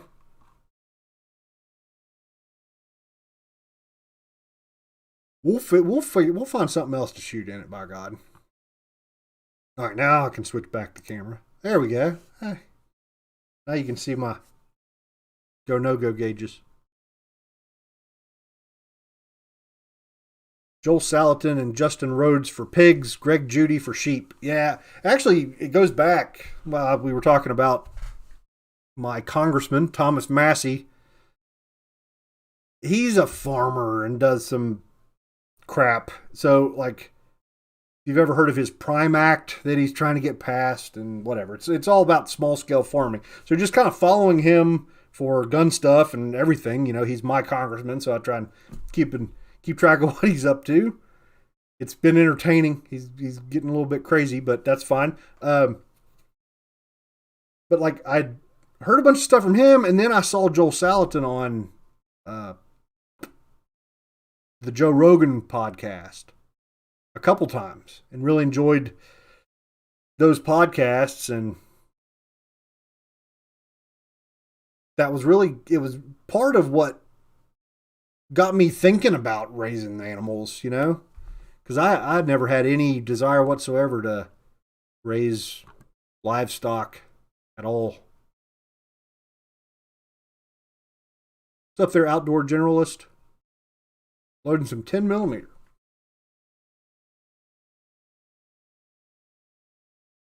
See people shoot gel blocks and wonder why they don't shoot them at 100 yards for rifles. Well, well, I've done that in the past, and just to kind of prove a point, really, because the smart way to do it, it's like, okay, you're going to lose 150, 200, 250, 300 feet per second, something like that in 100 yards. So just load your loads down and shoot them point blank. A whole lot easier. Especially whenever I was shooting that 10% gel where I had a lot of bullets exit the gel. Trying to shoot that at 100 yards was awful. So you shoot one, you go down, you realize you missed it, you stack your blocks back up, you walk 100 yards back, you shoot another one, over and over and over. It's awful. So that's why you don't see people shooting gel at 100 yards. Too much of a pain in the butt.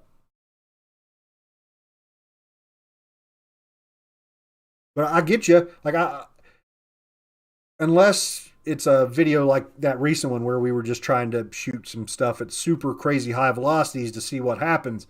Like in a normal, like if I'm evaluating a bullet to hunt with, it's only smart to load the rounds down a couple hundred feet per second to simulate downrange expansion, I think.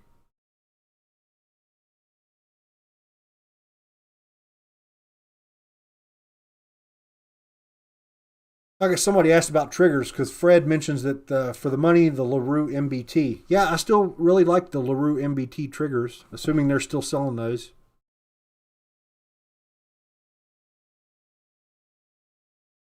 Ramsey just got 2 pounds of Retumbo. Been hard to come by. I got a couple pounds of it myself that I need to come up with just the right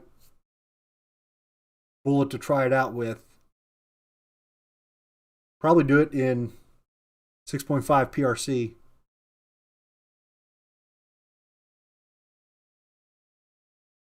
What is the barrel length on the 6.5 PRC? I honestly don't know. I'd have to go to...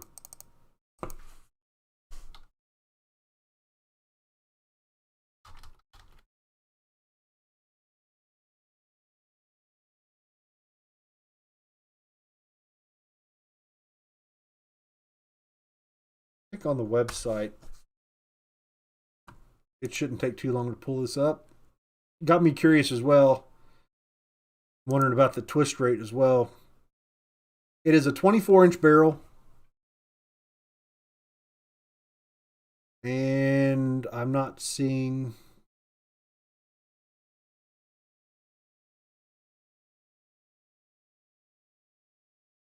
That's a 1 in 8 twist. So a 24-inch 1 in 8 twist.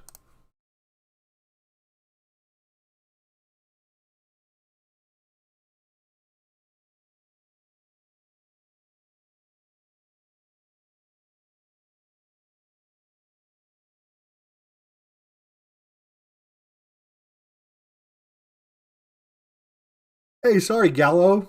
See, I give and I give. Been giving forever. I'm on a limited income, barely able to eat. Have to kill squirrels to feed my dogs. Drink the cheapest beer. And Johnny, not his real name, will not even acknowledge my existence. I'm invisible. The monthly donation takes food out of my girlfriend's mouths. This red bullseye by my name is like an invisibility cloak. I emailed Johnny to ask a question. Never hear a word back. I've emailed him once. Didn't want to bother him. Can anyone see any of this? I can. And I'll tell you what, I'm sorry. That does happen. It happens a lot, and especially in live streams. I don't have any excuse on the email. I'll have to look and see. But, yeah, I apologize for that. It's just... It's always happening. Always at some point or another. There's just too many avenues to keep up with sometimes. And I apologize. Really do.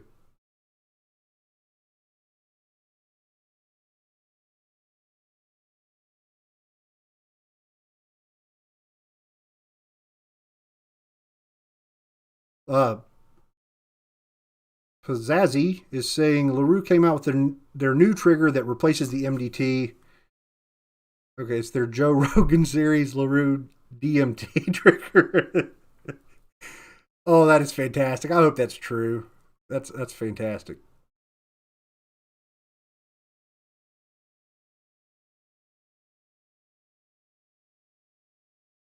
Did I ever decide at the 6-arc brass with lower rings around the brass was something to worry about? Yeah, it's definitely something to worry about. And it's happy to see a lot of people mention that they've seen the same thing. And I've seen the same thing in other cartridges whenever pressures just get crazy. So we were just super high pressure. There might have been some sizing die effects there as well, but it just really came down to insanely high pressure. So I guess at some point that's what I probably need to do next in 6-arc is, because I've still got, I formed a whole batch of brass. So need to go back and shoot some lower pressures and then maybe work up and see where it starts. I'm not sure.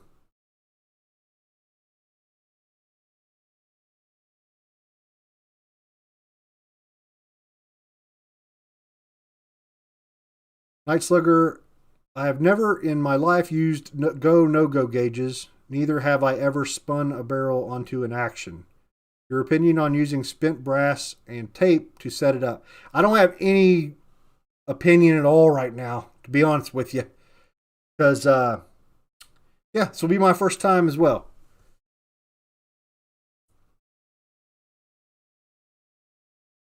Just basic AR barrel installs is about all I know about. So, but I mean, I have, or I've heard a lot of people mention just, just buy a go gauge. If I can get my camera to focus. Yeah, you just buy a go gauge and then put some, good grief. I'm too stupid to open this. There we go. Just got to squeeze the right way, maybe. There we go. But yeah, I have heard that. You just buy a go gauge and then you apply a layer of tape there and it can kind of use that as a no-go. I'm going to talk and test and play with all of that during the video for that. So hopefully I'll know more soon.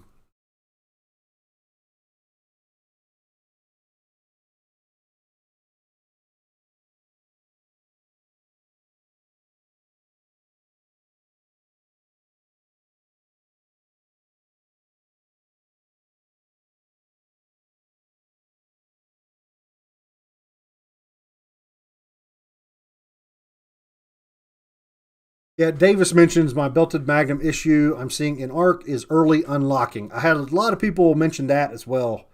I don't know that I fully buy it. Like, that is a rifle gas 6 ARC. Like, how would you even delay it more? You'd have to get one of those pigtail things to do a rifle plus whatever. Like, yeah. I'm not sure. I think it's just an unsupported section on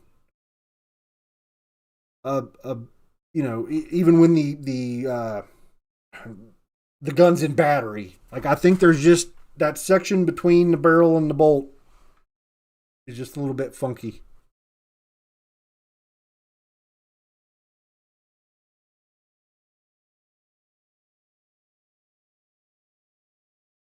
Somebody talking politics, and a little bit of a grace on that one here tonight, because I was talking politics earlier myself. Kind of a big deal, like the president makes I haven't even seen was it a statement? Is it just I haven't seen the actual executive order or whatever. So it's, kind of a big event happened today. It's going to happen every once in a while. Ladybug is trying to take off with one of my dies. They're everywhere. Ladybugs and stink bugs.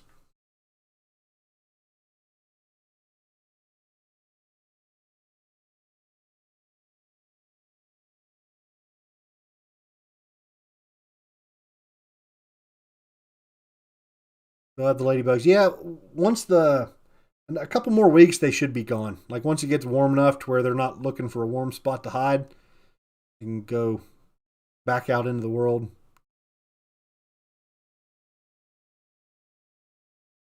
Hasbro has 6 of the of the LaRue triggers.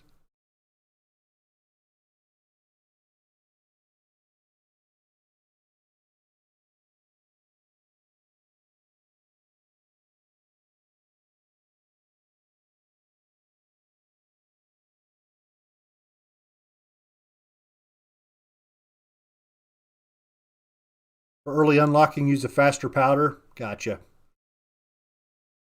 Yeah. Hey, what's up there, Andy?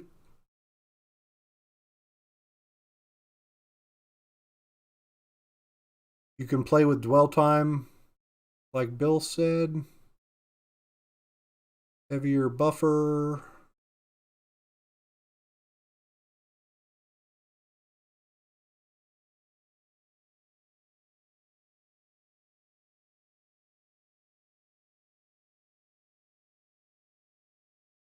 Have I heard of micro adjust lock rings? Forster has one they released last year, and PMA Tools has one. Tried both, and they make setting up shoulder bump easy. Yeah, I'll have to. I was meaning to order some of those. I think. Hang on. Let me see.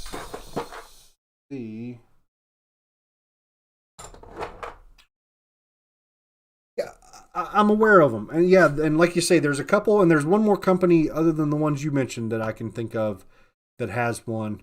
So I'll have to get one and try them out. And I haven't tested any of them yet.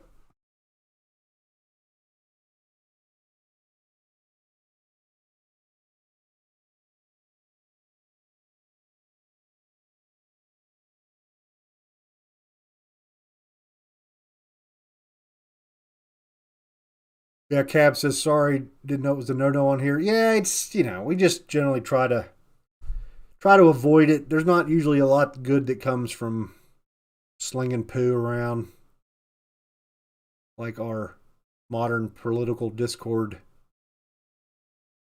has become. So just try to avoid it. And but like I said, some days something big happens. Don't want to ignore it. Like that's never been the source of it. Like a lot of it's important. We need to be aware of what's going on and fighting to keep what we've got. But it gets a little bit tiring. And also it was another thing that back in those days that I was just seeing in other YouTube channels where gun politics YouTube content does really, really well, right? I could make a freaking political rant video. They would be the most popular videos I've ever made. And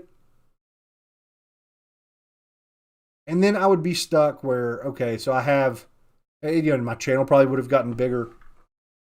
But then I'd be making reloading videos that get comparatively no views, small numbers of views, and then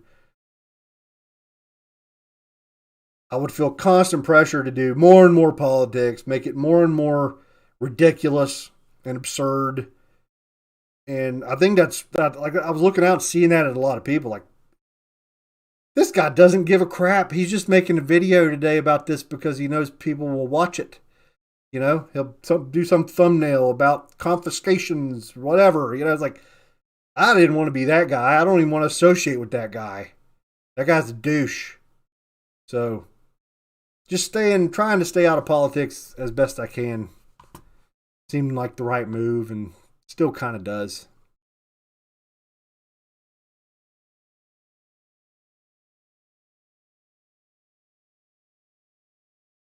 Those lock rings are not cheap. Yeah. And I assume is it one where is it intended for one per die or one per sizing die, I guess? Or is it one where you just keep it around and use it for your sizing dies? It probably all depends on your own workflow, I imagine.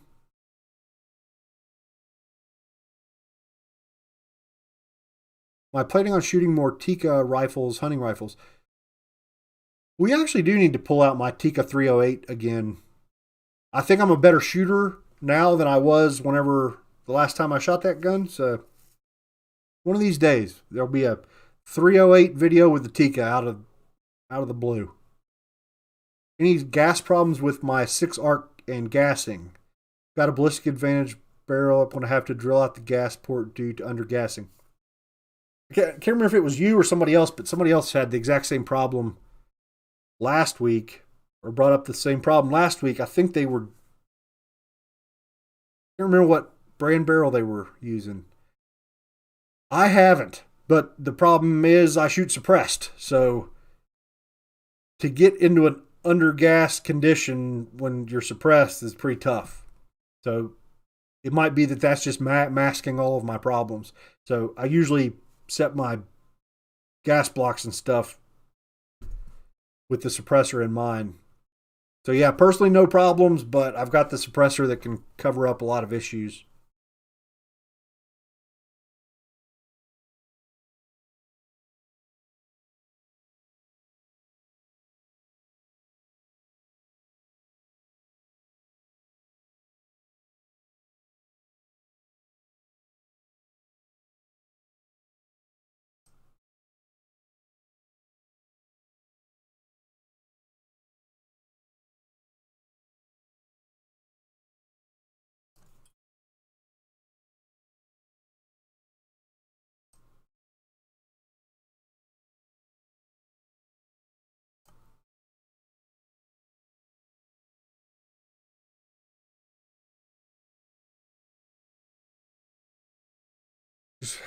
Night Slugger's going to stick with his Hornady lock and load adapters.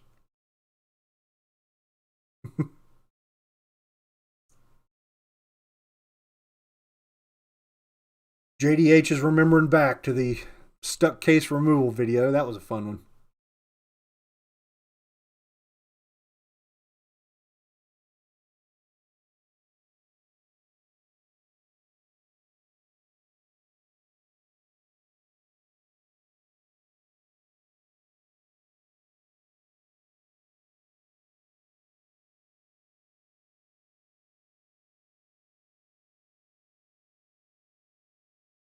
LV Giant Fan asks, have a newbie question measuring base to ogive with Sinclair comparator and getting variance in third decimal place, 1,000th to, is that 8,000ths or is that 8/10,000ths? I think you meant 8,000ths. 8,000ths would be a lot. Like if you're measuring cartridge based ogive,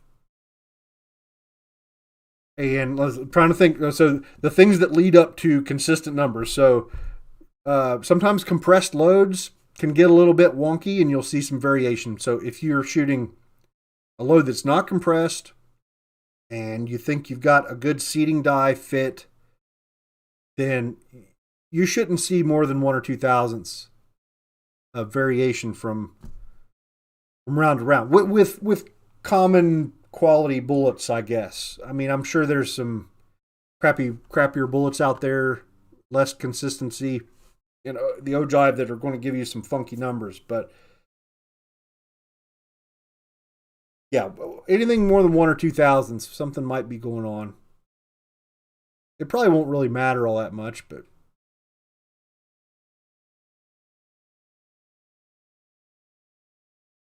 there's also, it takes time. It's mainly about the pressure. So like, as you close down on something, the amount of pressure that you're applying there, if you push it hard enough, you can change the reading by 2 or 3 thousandths just by going outside of your normal pressure. So you kind of need to have a normal pressure that you like to use. And also, like, I'm constantly rotating and kind of jiggling and making sure that case, the ogive is perfectly aligned and that the base is perfectly aligned.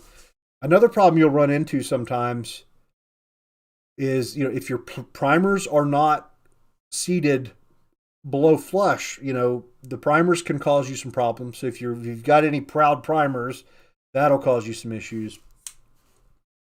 But yeah, more than a couple thousandths, there's probably something going on. And it, like I said, it might just be technique. You might just need to sit down and measure cases for 30 minutes and kind of get yourself a repeatable, consistent measurement technique.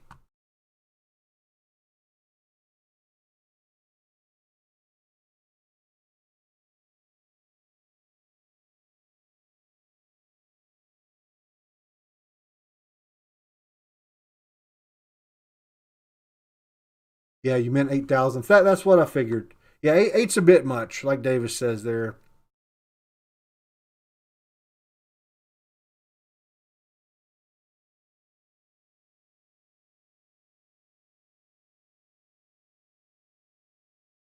Yeah, the 200 plus miles walking and shooting the camera due to double tap were fun. It's like it hits me pretty often now of just how long I've been doing this. And it's either like something like, man, I can't remember if I did that or not. And it's like, God, what is wrong with me? It's like, it was 5 years ago, man. That's what's wrong. It's normal not to remember every godforsaken detail of a video you did 5 years ago. Because, a lot of times I'll get questions where, somebody just watched that video. It's all fresh in their mind and they're kind of into it the way we were into it back then. And then they're asking me a specific question and like, I got to go back and watch the video. I'm like, I don't even know what you're talking about.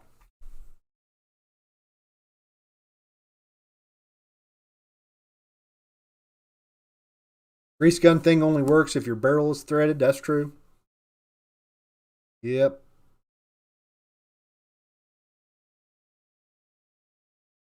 Yep. Alan mentions check primer depth. Definitely. Or like maybe you're a freaking jackwagon like me that is always shooting loads that are too hot and your brass is a little bit gnarly and you got some, if you got any imperfections in your case head, that's going to show up on a cartridge based ogive measurement. So that's why, like I was mentioning, I like to spin it around. I like to take multiple readings and make sure that I'm like, it'll just settle down into the right reading. If that makes any sense. Like you throw it. I'm trying to find let's see, what caliber is this? Now that's 6.5 because that's what I was shooting last. But like you'll put it in there and you'll mess around with it a little bit and it'll be like maybe bouncing 1 or 2 thousandths. Then all of a sudden it'll go perfect. Like it won't go any shorter. And you'll start maybe getting consistent numbers perhaps. What video editing software do I use? I use Adobe Premiere Pro right now. Am I going to do any more experiments with the SBR powders? Probably not. Yeah, I don't have a short barrel 223 and whenever I made that video, that was kind of the joke was like, I think I've got this right. If anybody can convince me that I've got it wrong, then maybe I'll buy a barrel and test it.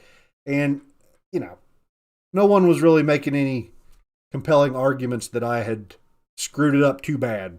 It was a for people who don't know what I'm talking about, it was a powder like choosing the right powder for 223 SBRs or something like that was the title. And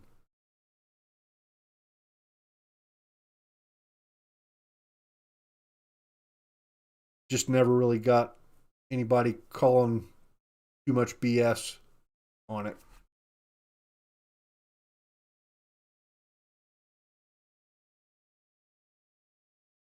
Hey, thanks 402. Appreciate that.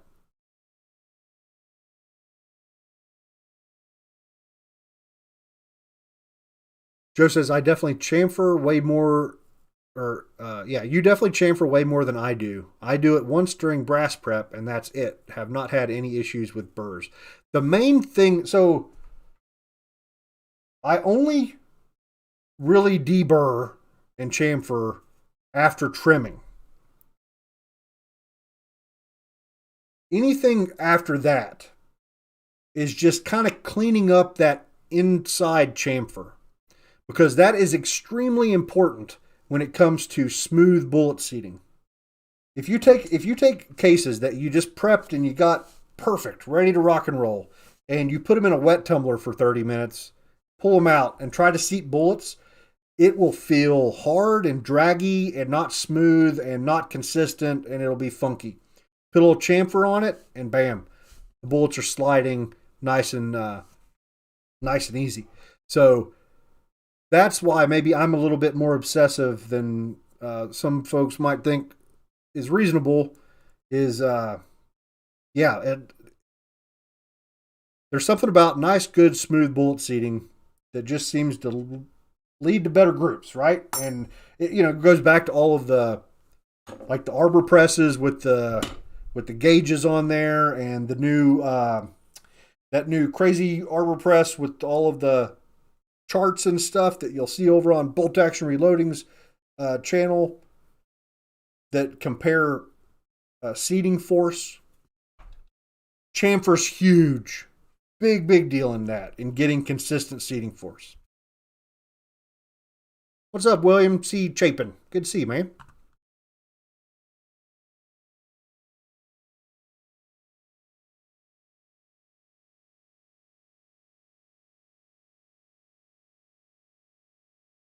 More 3D printer stuff. I probably will make some more, but I don't really have anything in planned right now.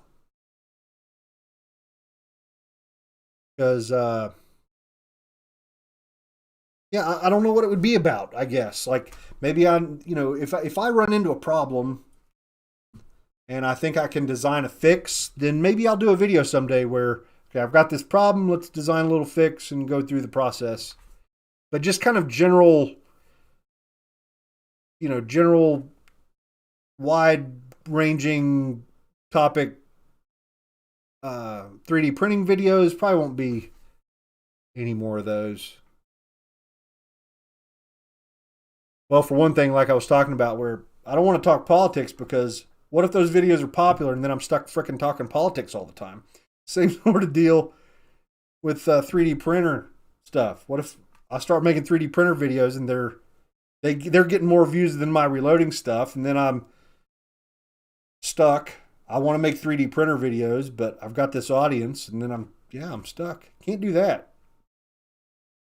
Print a single load sled. That's not a bad idea at all right there.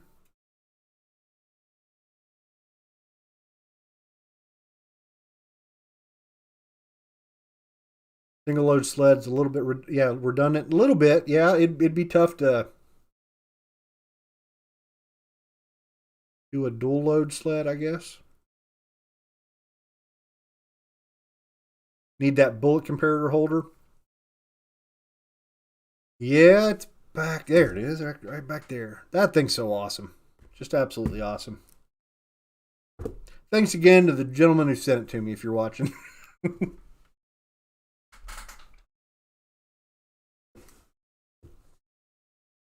Where was that at?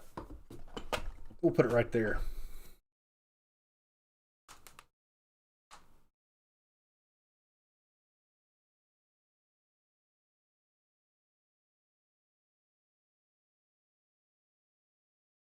Without further ado, is wondering when we're going to be able to print a car. You can print a house. You seen any of those videos where they have your house 3D printed?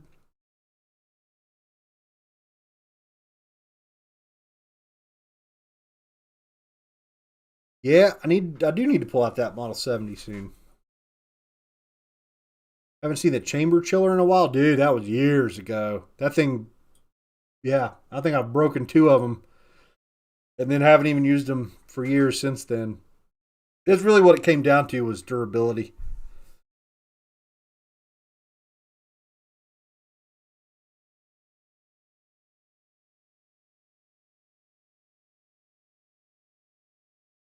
That's the other really big, to be honest with you. I don't like any discussion about manufacturing is not allowed on YouTube.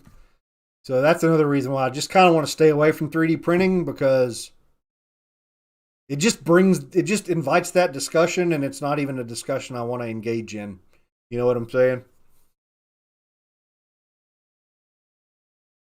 Any way we can get in touch so I can talk to you? We're talking right now, brother. I got an email address somewhere. Pretty sure they've done a car and a boat. Yeah, man, they got all these sort of crazy 3D printing stuff. Ramona's diaper says, "What did I miss? Can you start over?" Yes. Actually, I think that is just because of you. I'm going to leave. That way you can just go back to the beginning and watch from the beginning, and you're not missing anything. Yep, I think, what time is it? Oh, perfect. Just after 10 o'clock. We've been going for 2 hours. That's normally the target I try and shoot for anyway. So thanks for joining me, folks. Thanks for all the super chats. Thanks for the interesting discussion. Thanks for all the questions. All that stuff. I really appreciate you guys. And I apologize again to the person. I don't know if it was serious or maybe somebody just jacking around, but for the guy who was trying to get in touch and couldn't and felt bad, like, I'm sorry. I'm sincerely sorry about that. And it sucks. It does kind of. I miss the old days. I miss the old days when I had 1,000 subscribers and I knew everybody in the comments section, and I could easily keep track and keep conversations going with a ton of people. And I've run into that multiple times now, since I've had my hand out as a beggar for years now. And there's some people that they want a lot out of that relationship, and they deserve it. Like, for crying out loud, I got my hand out, and you're putting something in my hand. You deserve anything I can give you. Then again, like, man, they get stacked up. There's a lot of people to try and keep track of. There's a lot of conversations going on. It's a lot to handle sometimes, and I apologize for that. And sincerely sorry for everybody that been disappointed in this little relationship we got going on. So, all right, that's about it. On that note,